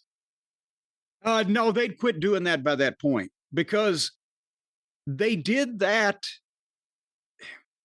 They did that in the era where I believe they didn't have as much commercial time or as much commercial leeway in the programs as they did in later years. Because to tell people what you're talking about, a match would start on the show and then suddenly the announcers would lay out, and that way Finkel could come in and do a voiceover saying, and World Wrestling Federation action returns to Poughkeepsie at the Mid-Hudson Civic Center on Saturday, November 12th with all the top stars and blah, blah, blah. Do a 60-second plug and then get out and you'd pick up the announcing again. But by this point in time, I think the commercial time and regulations were so relaxed that they were just spotting the thing to death in the course of the program. All right, well, that was a good question, and you know what? I know I said we'll get more questions, more next week, because if we're going to do this roster, we better start no time like the present, I guess is the expression. Get it over with. We reviewed the AEW women's roster. We got your thoughts. There was one name that we forgot, because she wasn't on their roster page. Mina Shirakawa. Oh, good, and I can send her along with Yuka Sakazaki. All right. I'm making this note because we are I know you can get the clip on YouTube, folks, of the women's roster, but we are going to recap a lot of this when we get finished sorting things out and see who we got left. Well, let's now get to the AEW men's roster. Of course, this is as listed on the AEW website under AEW roster. So that means that it's almost official. Almost. And we're going to start and get through the first part. This is going to be a lengthy process, and we'll have some type of nervous breakdown if we try to do the whole thing. So we're gonna do this in a couple of segments. Well, here are the champions, Jim. The AEW World Champion is Jon Moxley. Let's see how quickly we can get him in the parking lot with his bag headed home. He is now fired. The AEW World Tag Team Champions are the Hurt Syndicate, Bobby Lashley and Benjamin Shelton. And let's put them right over here in the, yes, they are our talent roster and main event level talent at that. The AEW International Champion is Kenny Omega. You know, we said, and by the way, let's do the same premise that we talked about on the women's roster. We're not dealing with, we don't know what a lot of these people's attitudes are, or whether they're, space cadets or brain surgeons. Loaded on Kratom. We're not loaded on Kratom. We're not going to go on the booking that has been done to them. We are picking talent based on, if I had a wrestling company, would I want this guy working for me on the roster? And with Kenny, as much as I detest his personality, his wrestling style, the things that he's done in the past with the blow-up dolls and the sex toys and the variety of embarrassing things he's done in the way of wrestling, the audience still, for whatever reason, does somewhat like him. But looking at that, and also looking at the fact that he's 40 years old with multiple surgeries and has already said his best years are behind him and he doesn't know how much longer he can do this, I'm going to kick him to the curb because he's too old and broken down, and not because he's a miserable douchebag. That's not what I expected. I thought you were going to keep him. You're going to say, you know what? He's in shape. He's still a star. He's still one of their draws.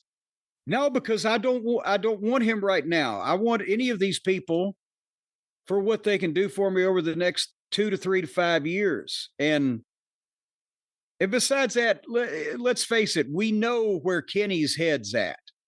He's like a lot of these other ones. And who was the dipshit lately that put his foot in his mouth about, old Osprey, talking about, AEW just blows WWE away in the wrestling, mate, all the aspects of the wrestling. It's a hell of an accent there. So I don't think you can, I think we've established that you can't really learn people like Kenny how to participate in a real wrestling promotion. So, yeah, he's a good athlete, but his wrestling sucks and he doesn't take any of it seriously, and he's old and he's broken down. So if I want a guy who does a lot of stupid shit athletically and has a goofy personality and is a markish in his demeanor, I'll take Osprey because he's 10 years younger and a better athlete, and he's not quite as douchebaggy as Kenny when he talks. But don't you want someone who's established with that audience just so you can always beat them to try to get the next person over? I think this audience you can be established with this audience if Hong Kong Phooey is establishing himself with this audience. It doesn't take any talent. We're talking about building a wrestling company, not a goddamn performance art troupe of high school drama class dropouts. So I wouldn't keep Kenny. I'd keep Osprey. Well, we didn't get to Osprey yet, but let's keep going through this. The TNT champion is Adam Cole. If I had the Adam Cole of 2015 instead of the Adam Cole of 2025, it makes me nervous watching Adam in the ring these days. I think he needs to... You know what? I'm going to put Adam in the middle because there's something we can find to do with him in a wrestling promotion. Oh, stop it. Something. No, I'm not talking about maybe wrestling. But something. I'm putting him in the middle. Playing video games on YouTube, I think, would be what his benefit could be to the wrestling promotion. Jim, the AEW World Trios champions are the Ops: Samoa Joe, Powerhouse Hobbs, and Shibata.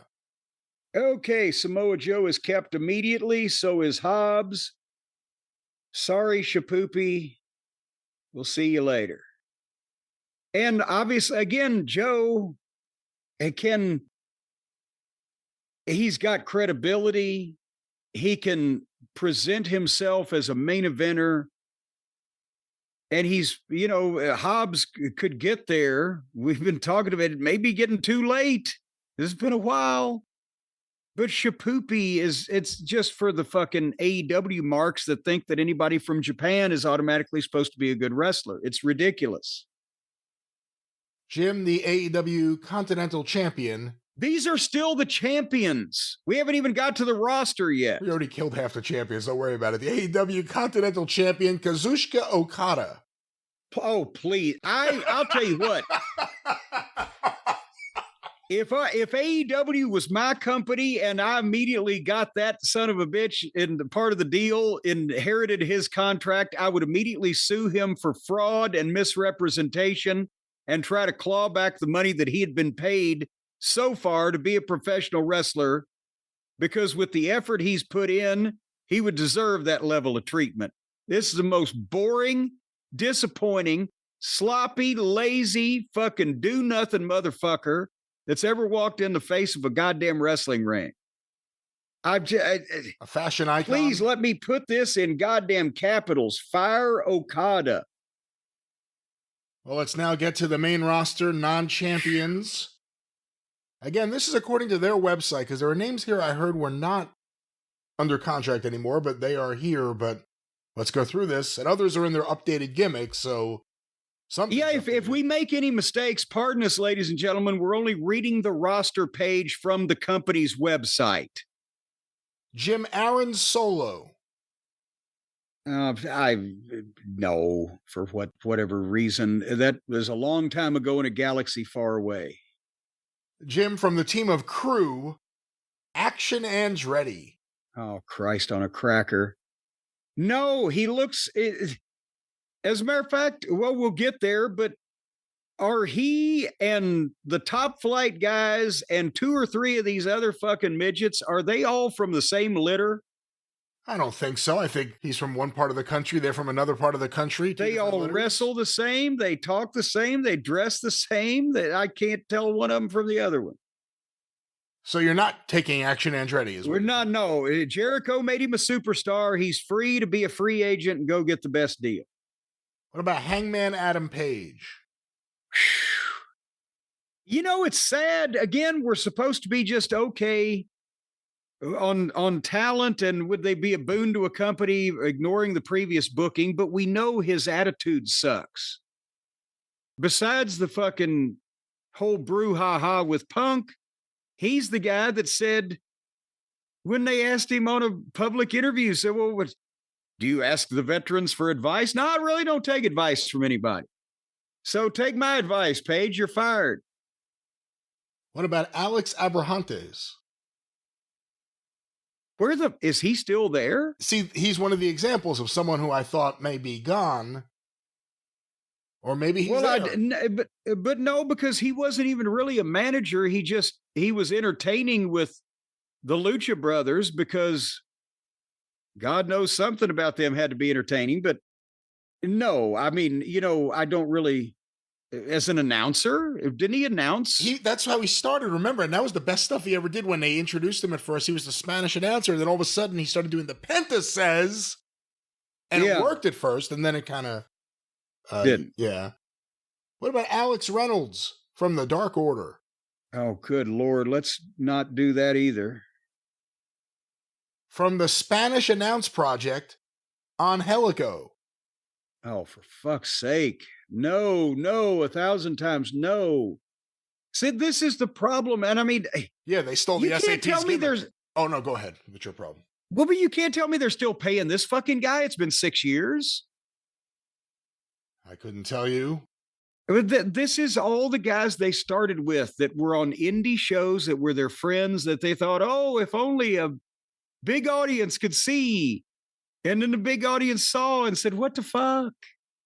It's all indie guys. And there's nothing wrong with being an indie guy and wanting to live your dream of being a wrestler, but only on indie shows with indie crowds. What about Cool Hand Luke Parker? Oh, excuse me, not Luke. His name's Angelo. Let me redo that. I don't know why I said Luke. Well, that's his name, Cool Hand Luke. That's what threw me off. That's what threw me off. He partners with Daddy Mac Daddy. Well, his name is Angelo Parker, Cool Hand. Well, let's not do Angelo either, because again, it's just nondescript look, nondescript. We don't know. What about Anthony Bowens? Where is he gone? Well, they did the big turn with him and Max Caster, the big breakup. And then he beat Caster in 30 seconds, and we've never seen either one of them again. I guess that means he's on Collision. I remember Bowens being a pretty good fucking athlete, wasn't he? And he could work. Let's say Bowens for right now. You know, there's two big benefits. He's a good athlete. He's gotten himself over. I guess that's two right there. But also, he's never going to be a problem in the back. And there's something to be said for that. Someone who's going to get along with everyone. So far we've kept Bobby Lashley, Shelton Benjamin, Samoa Joe, Hobbs, and Bowens. Oh, you're a racist. There's not enough white guys. Let's go now, Jim, to a man who is in both Shane Taylor. There isn't a white guy yet, come to think of it. A man in Shane Taylor Promotions. He's the governor, Anthony Ogogo. Oh, and he's gone. The governor. It's my favorite. The governor. Nickname. The governor. Maybe you know what? They need to make him the ambassador to West Faversham so he can open up a pipeline to OVW. Jim, what about A.R. Fox? What about him? Keep him? You know, he's an athletic son of a bitch. And if you could produce him, let's keep him over there for the undercard. See, I like him because he seems like he's like a friendly street dancer, just working hard to like feed his younger sister or something. Like, you know, there's something relatable about him. And he seems nice, except when he helped kidnap Nick Wayne or whatever he did back in the day. I was about to say, yeah, he helped with some kind of... He had a hard time. Look, he's trying to make money to feed his family. Or something. Yeah, he's got a lot. All right, well, where is it? We still need white guys over here. The next one here, I thought this was Ricochet. This is not Ricochet. Arya Davari from Premier Athletes. Okay, that's Sean Davari's brother, and I don't know him as well as I know Sean. I've always was a big fan of Sean's. I don't remember honestly seeing anything of what Arya could do. So I don't know what to say there. Arya working there? I haven't seen him on TV. Are you working there? That's it. Let's put Arya in the middle. In the middle, based on what? We haven't even seen him. Based on I feel bad for him because he's the brother of somebody I like, and I don't remember actually what the fuck he's ever done. At least here in this particular situation. Jim, from the Bang Bang Gang, what about Austin Gunn? Where are the Guns? They had that thing they did with the Hurt Syndicate, and then they were just gone again. Well, we want the Gun boys. We want Austin. We want Colton is who we want. Colton. We want Austin and Colton Gunn. Colton is... All right, well... We want the Guns. They work their asses off. They're athletic. They were getting a little over the top trying to stand out in a goddamn, circus parade, but they've got all kinds of potential. What about the Ring of Honor World Champion, Bandito? I mean, he's popular. Again, can you produce this guy? I don't know. Let's save him. We'll put him down there. What about the Redwood, Big Bill? Again, we said we weren't going to talk about previous booking. I would take Big Bill. Something can be done with Big Bill. Don't let him speak for very long. Change his name.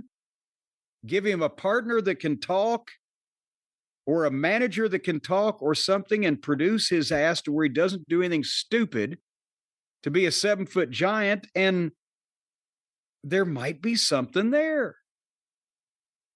You really have to see some of the photos on this page. Jim, what about Daddy Ass Billy Gunn?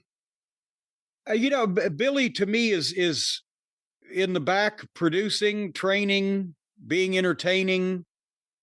Billy's not on cap. Billy overshadowed what was their names? Castor and Bowens, the Acclaimed.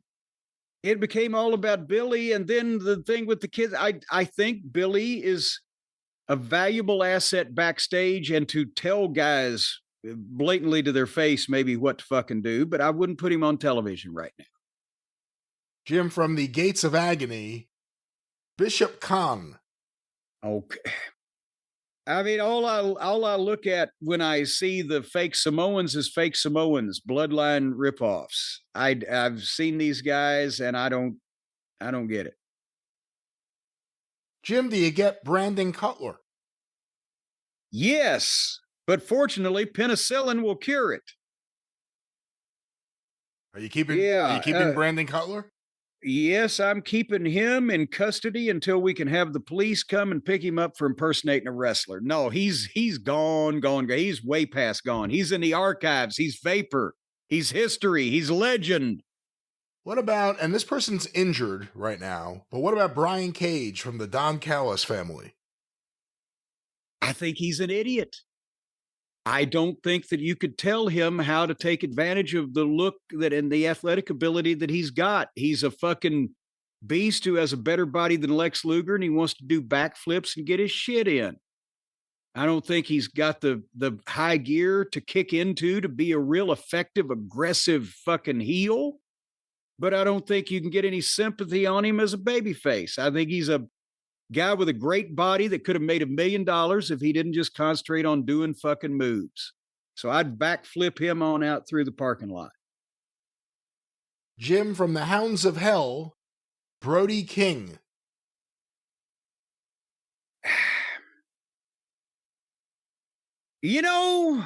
Let's keep him.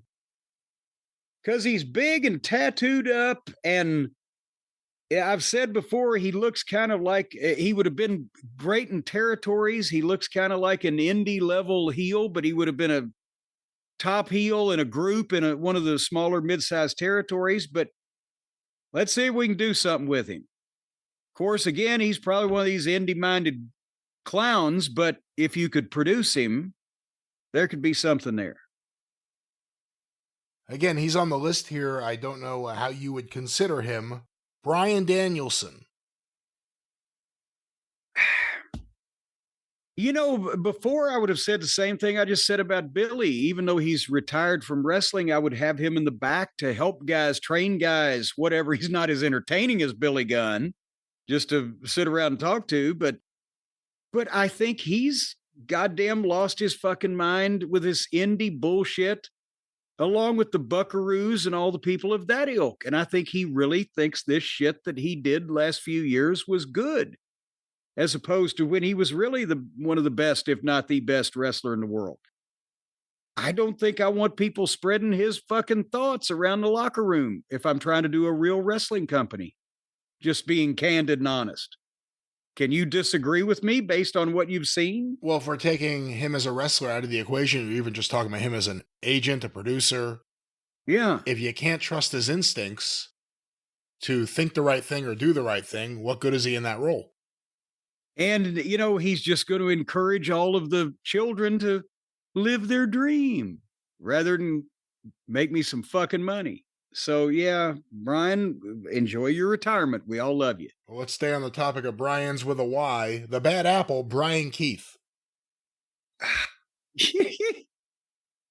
I mean, I've got nothing against him, but he's small and you can get anybody. Sorry, Brian. You were better on Family Affair. Jim, also from the Hounds of Hell, How about Sebastian Cabot? Should we send him along with him? How about Buddy Matthews? Buddy Matthews does not go on the roster, but the person that Buddy Matthews would be renamed as is one of my favorite prospects. Yes, I'd keep Buddy Matthews in a heartbeat. Would that be one of your favorite projects if you were actually in charge of this project? Yes, because there's something if nothing else, he looks like a fucking caveman. But with that body, with that explosive athletic ability, with the work that he's not just, yes, he's great at doing moves, and I say that derogatorily sometimes, but with that size and with that physique and with that speed and with that explosive athletic ability and doing the move where it's smooth and doesn't hurt himself or someone else, that's a big part of wrestling. I don't know if he can talk. If he can't talk, I'd make him the missing link junior where he doesn't have to fucking talk. But there's got to be some way that that guy can draw some money in the wrestling business. We just got to find out what it is. Jim, what about, I don't know who this is. Well, that's a strong recommendation already. From the infantry, it looks like someone I used to work with named Ralph Fulgencio. From the infantry, and also from Shane Taylor Promotions, Charlie Bravo. I mean, what do you do when you couldn't pick a guy out of a police lineup? I assume if he was that good, he would have been brought to our attention. So over and out, Charlie Bravo. This is the roster. They're paying these people? Jim from FTR, Cash Wheeler. Well, obviously you keep Cash. Again, we're not talking about previous booking. And he's, along with Buddy and a couple of other guys, physically the most impressive fucking in-ring performer they've got. So, well, you also have to be scared if you said, Cash, I'm not renewing you. Hey! Oh, God, he's got his gun out again. I got to run. Come on now. No, don't do that. He was found not liable or innocent or not guilty or whatever he was found. He didn't get in trouble over it. Jim, what about Chris Jericho? Sorry, Chris. You know what? It's terrible to say that because obviously you wouldn't want him wrestling regularly because of his age, and less would be more there. You'd get a name and a legendary superstar to come in for 2 or 3 pay-per-views a year and some things like that, and you would get your value out of him. But he's, besides the fact that he's gone mental, you know, he just, now it's just shameless self-promotion above all else. And the whole thing, I mean, we need younger, fresher guys. And he ain't young or fresh. Jim, what about from the patriarchy, Christian Cage? I mean, the same thing in that, you know,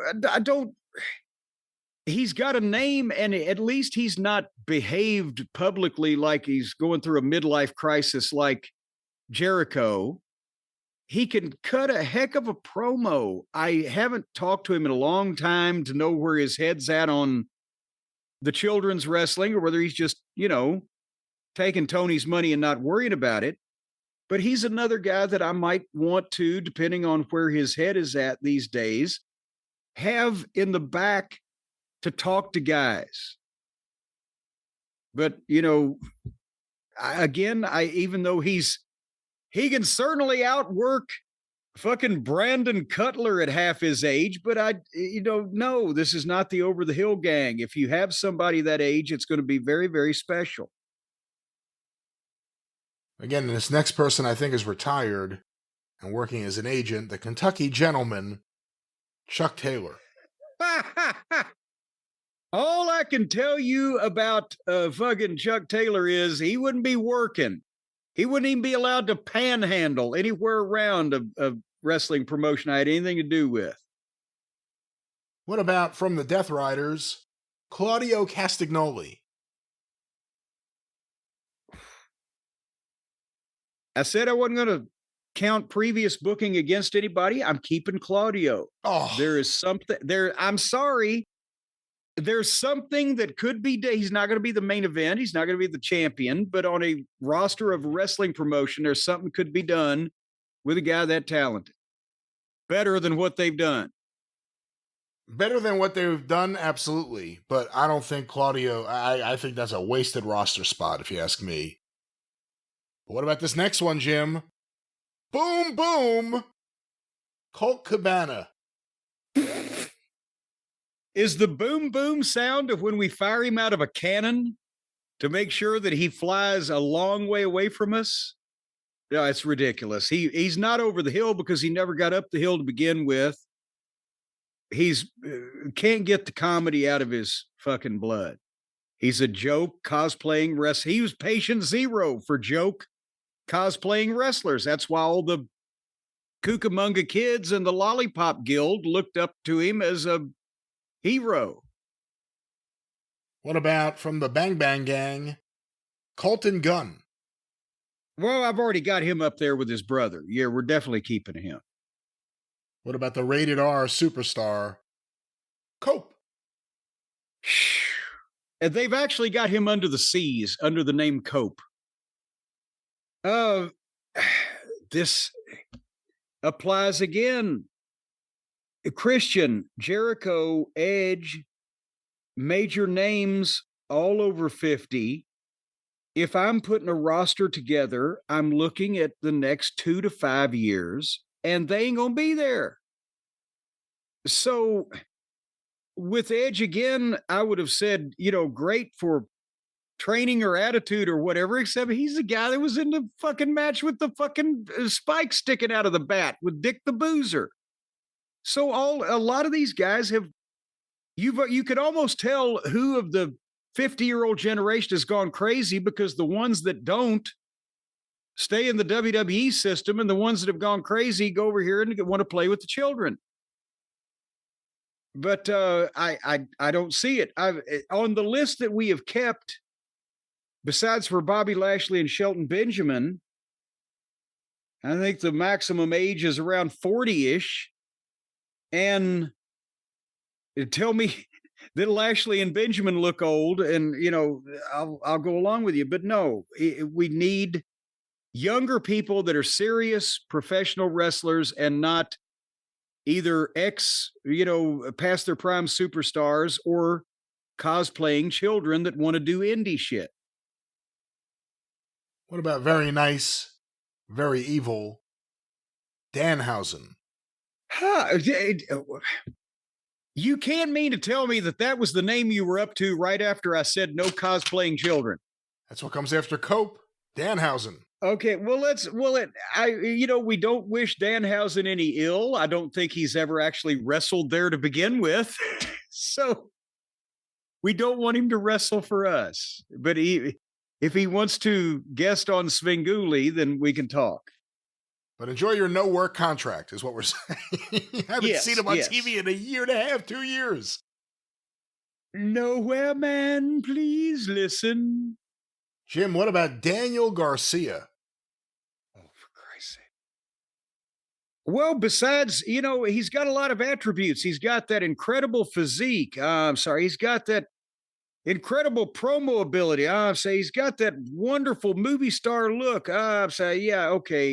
Daniel Garcia. Is his Uncle Jerry still hiring for the band? Let's not associate Daniel Garcia with the genius that was Jerry Garcia. I thought you were going to say, let's not associate Daniel Garcia with the dead. And then I could say, well, I'd like to. Jim, we'll get back to this in a second. But if I was a member of Jerry Garcia's family and I heard you say something about Daniel Garcia being a member of the family, let alone related to the great Jerry Garcia. Are you about to threaten me with legal action? I may want to sue. Well, then I know exactly who and how and where you would make your phone call to. Call Stephen P. News.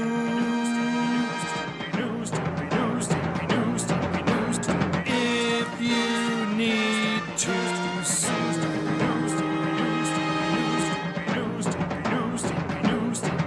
An outlaw mud show or two. He'll sue the rest. That's right, ladies and gentlemen, the newlawoffice.com, 877-50-STEVE for our good friend and yours, but not your opponent, Stephen P. New, the consigliere of the cult of Cornette, the man that has crusaded to clean up the jails in West Virginia. You know how he cleaned up the jails in West Virginia? He let all the people out and sent them to California. And now there's shit taking place out there too. And Stephen P. New can either get you out of jail or put the person that messed with you in jail, or at least make them pay a lot of money.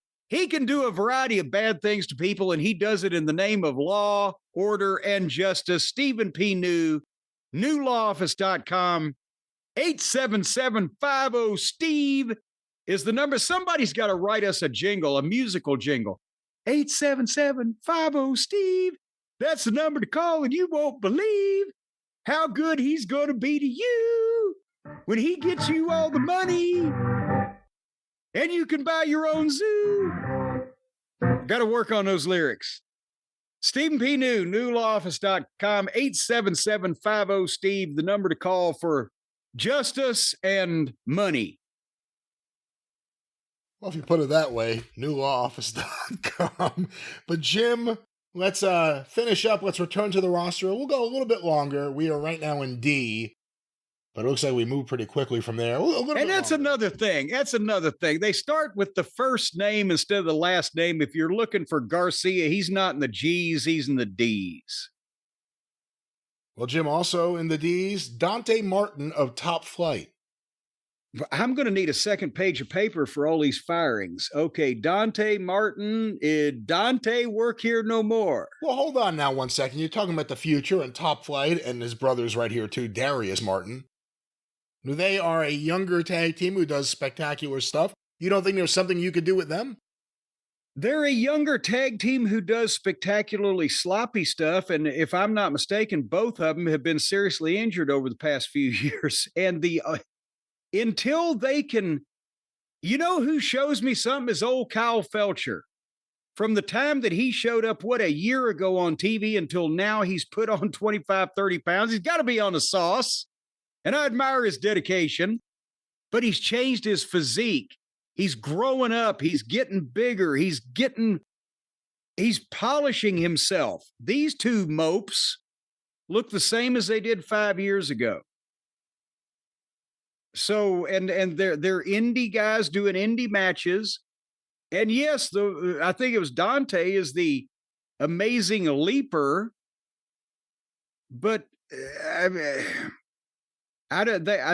do the same thing now and look the same as they did 5 years ago. I don't see any progress. And I'm not talking about booking them different ways. I'm talking about getting a goddamn gym, come up with some kind of fucking gimmick, a look, something. They look like 7 other fucking people on the roster.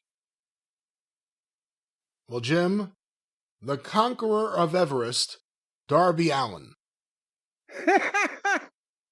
We got to keep him.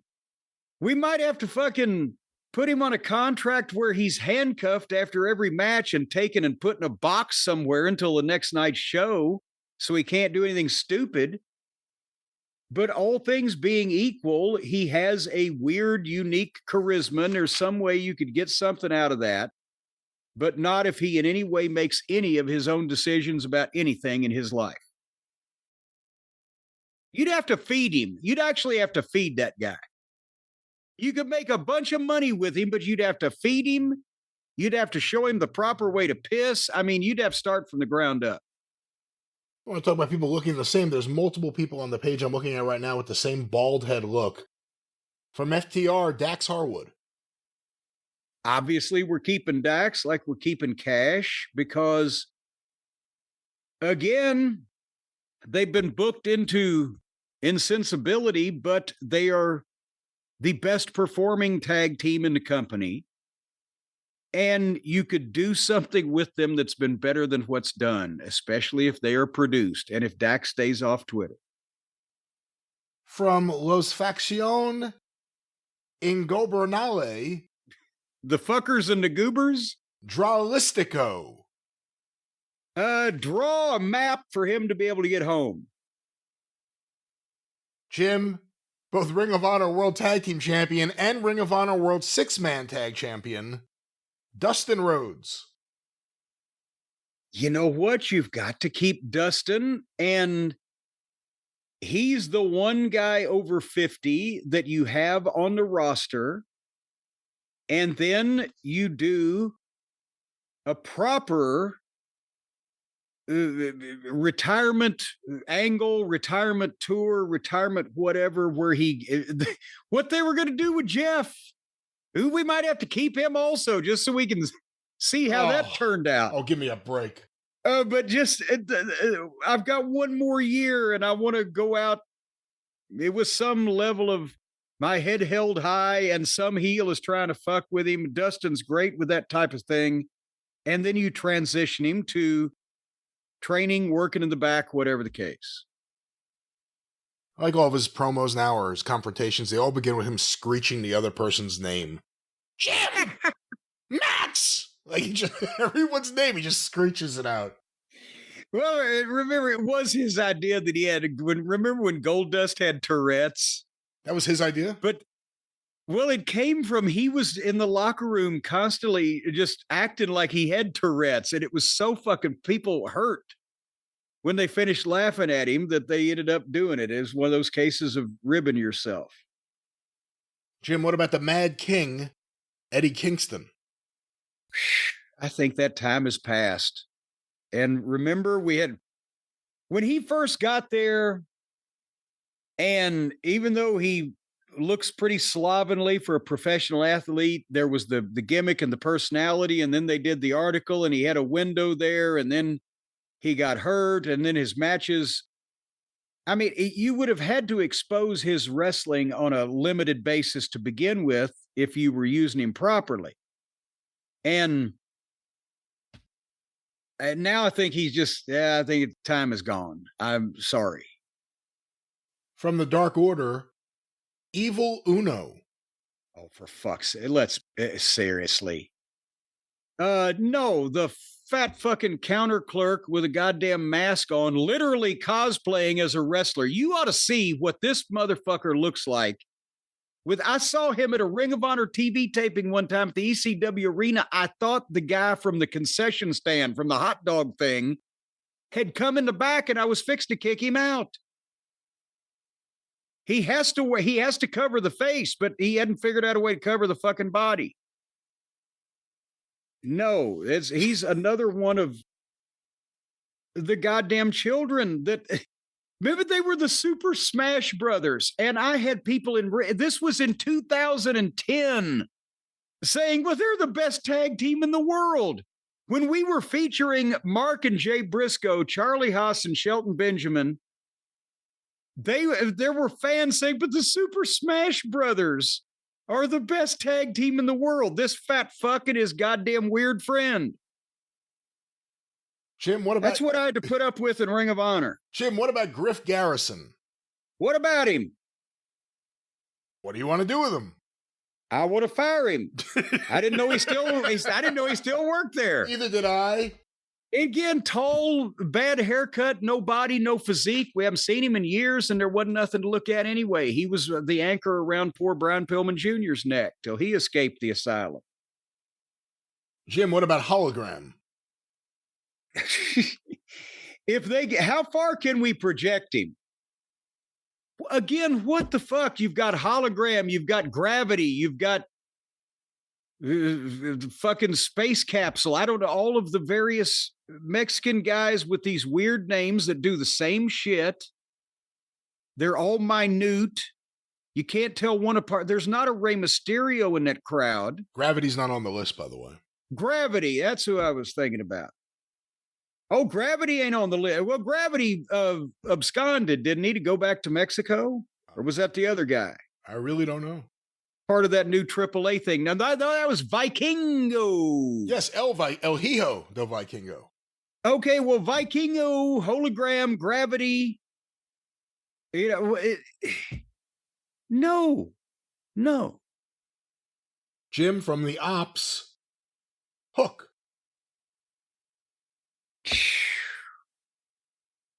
We're going to keep that young man and we're going to put him in a different program. And we're going to start him out. Yeah, that program's called Saved by the Bell. Well, no, What program we're you going gonna to put him in. We're going to start him out as the young son of Taz, the announcer. And he's a fucking mixed martial arts student or judo specifically or whatever. And we're going to start him at the bottom like a preliminary wrestler, and we're going to work his way up. He's not going to eat no potato chips, but we're going to see if something's there when you concentrate on something serious for a period of time, instead of trying to make this honestly undersized, underaged young man some kind of cool fucking modern day James Dean with a sack of potato chips and a bad haircut. And we're going to see if a regular traditional wrestling push where they see him grow up in front of their eyes might get any interest. And if it doesn't, we're going to fire him. Jim, what about from Private Party, Isaiah Cassidy? What's his partner's name? Mark Quinn. Mark Quinn. Cassidy goes, Quinn stays. Quinn's the one that does, and that's another thing, because I don't need the Martin, because I think of the high jumpers, Mark Quinn was the highest jumper. And he was the one that was the most impressive with all of the flying shit. This was several years ago when they were using those guys.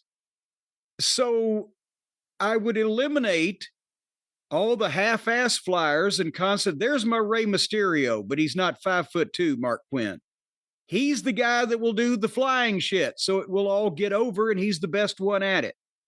We don't need 18 of them. We just need the one guy to do that particular thing. But again, you talk about people who have had injury issues. We've had long gaps where Mark Quinn wasn't available, and I think it may have been due to injury. Does that scare you off that? Well, if he gets hurt again, I'll fire him. All right, Mr. Happy here. Jim from the Elite, the Scapegoat, Jack Perry. And again, he's gone. Sorry. This is a guy, we don't hold the booking against him, but I do hold him against him. And where Jungle Boy was the cute mid-card baby face that could sell and come back and had some fire to him, that's a good spot for him. He wasn't never going to be a main event guy, but because he's friends with the fucking Lilliputians, they try to make him some kind of badass heel, and he's not even put down by being set on fire with a flamethrower. He's got a bad attitude. He thinks his shit don't stink, and he's proven that he's not coachable. And he's also proven that he's an idiot because he ran his dick licker to CM Punk and got face locked. So you don't need that. He's not big enough nor in any way a great enough wrestling talent to compensate for having a fucking whiny little bitch in your locker room. So I don't think he's of much use to anybody. I hate to say that. If it was just he's the cute curly-haired guy that we can put in the middle as a Ricky Morton style baby face, that'd be great. But those days are gone. Yeah, that ain't coming back, I don't think, with this guy. And Jim, we will finish with Jay here. We have a few more to go, and then we will pick up next time with Kay. Speaking of Jay Lethal. Jay Lethal, obviously, we would keep. Not holding booking against him. He's a better worker in the ring than half the guys already that I said I'd keep, and I'm firing twice as many as I'm keeping. Again, he's not going to be the champion of a major organization. He can be the Ring of Honor champion. He's not going to, I don't know if I call AEW a major organization, but he's not your world champion. But he's a quality talent that can be used in a variety of ways.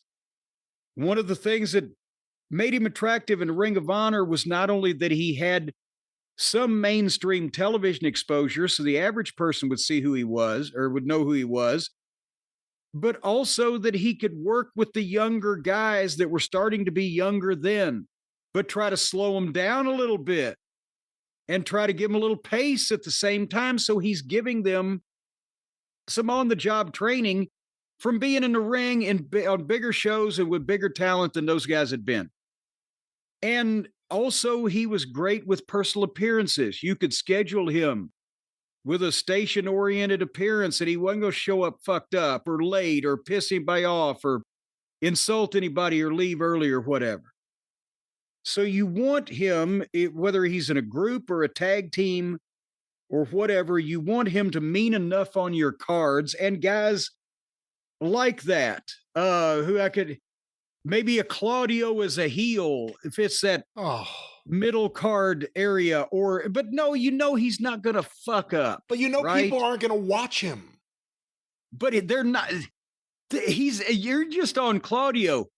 You don't have a show where people are going to watch everybody on the show. Some of the people are on the show to facilitate the furtherance of the people that they are going to watch. And Jay has much more personality than Claudio, but AR Fox, you want some guys on the card, Bowens. They're never going to be the champion, but you want them on the card because they can perform with other people and you could do a little thing here and there. But Jay Lethal, I would use upper mid card at the very least, and in some type of meaningful spot to be a gatekeeper of people who are ready to take the next step. Again, I think it would have been. Anyway, I think years ago, maybe one thing, but right now, I can't see that. But you're the expert. Who, with Jay or with Claudio? Either of them. Right now, in 2025. You've got a guy that can always perform, and you can count on, and is still young because he started as a teenager. I'm not again saying you. How young is he? Well, actually, I didn't even think about it. How old is Jay Lethal? Jay Lethal is. Hold on. Let me see. 15 years ago, he's 36, 37, 40 years maybe? old. 40. 40. He's an old man. So now you're keeping some old man on your roster? I said 40s I'll keep. 50s, they got to go. All right, Jim, what about the next one here? I don't want to get bogged down on Jay Lethal. From the Bang Bang Gang, Jay White.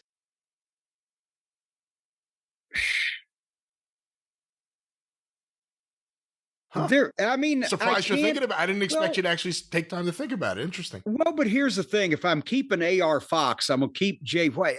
I won't let him do these interminable live interviews. He and Juice, that's still my favorite tag team match I've seen in the last 5 years with FTR. Jay White and Juice Robinson as a tag team had something. And if they fucked that up by making Juice a sidekick and trying to push Jay White as a single. And Jay White's never going to be a star as a single in any way, shape, or form anywhere in this world. But Jay and Juice as a tag team, I would have bought and I would have pushed. So I'll keep him and see if we can do that again. And Juice can talk.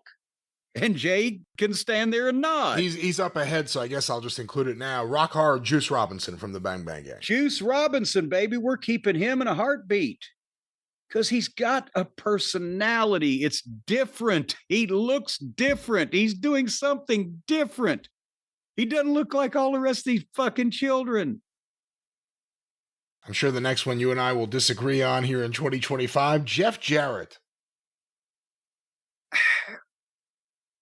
I said jokingly earlier, hey, I wonder what happened with Jeff's fucking, last year at the business retirement march or whatever. I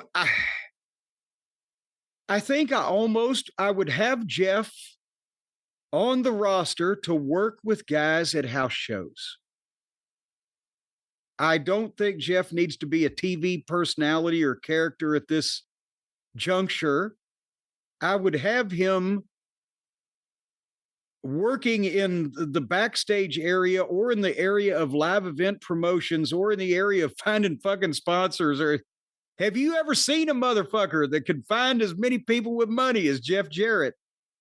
But if I was going to have him wrestle, I would have him work with guys, younger guys on the fucking house shows Just open a show for 15 minutes and teach them on the job.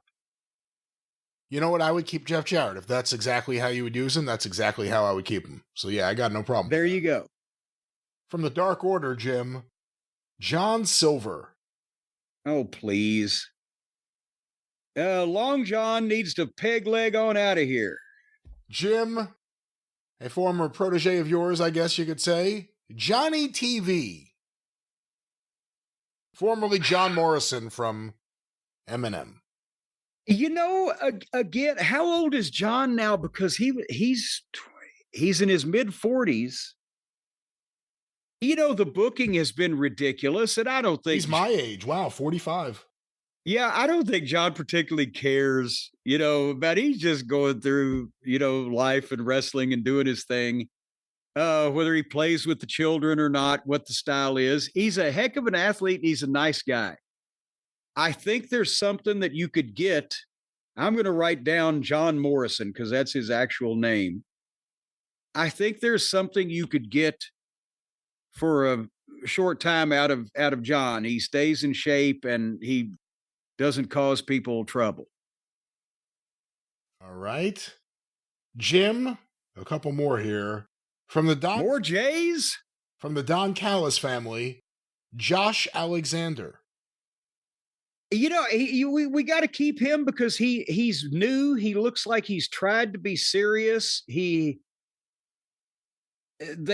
have introduced him in a kind of a sad way. Nobody knows why, except that his ear might fall off, that he's wearing that fucking headgear, and they beat him every time we've seen him. But he's trying. I would do something with this guy, see what the fuck happens. I'd keep him. And finally, Jim, from the Premier Athletes, the Technical Beast, Josh Woods.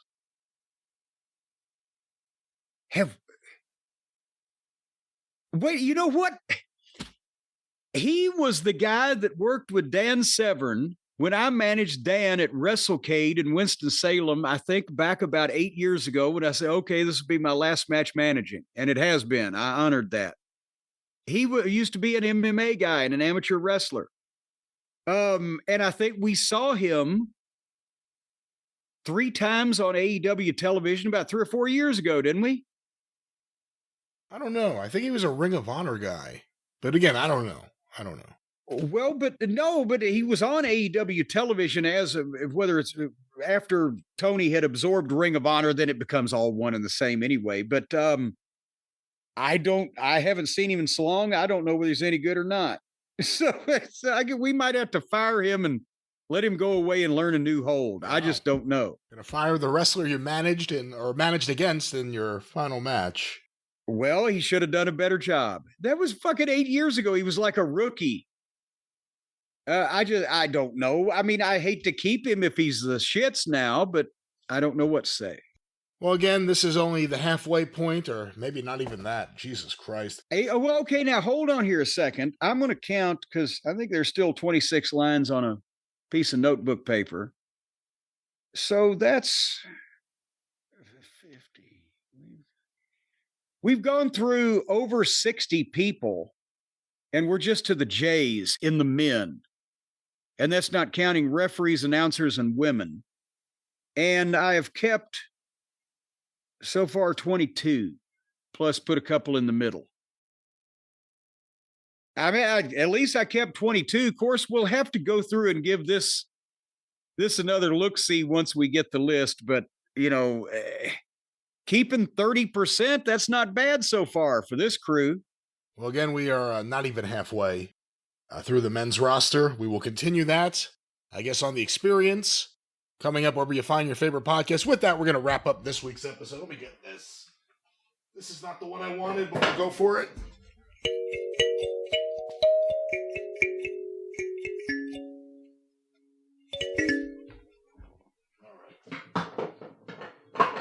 Good heavens. I'm moving stuff around.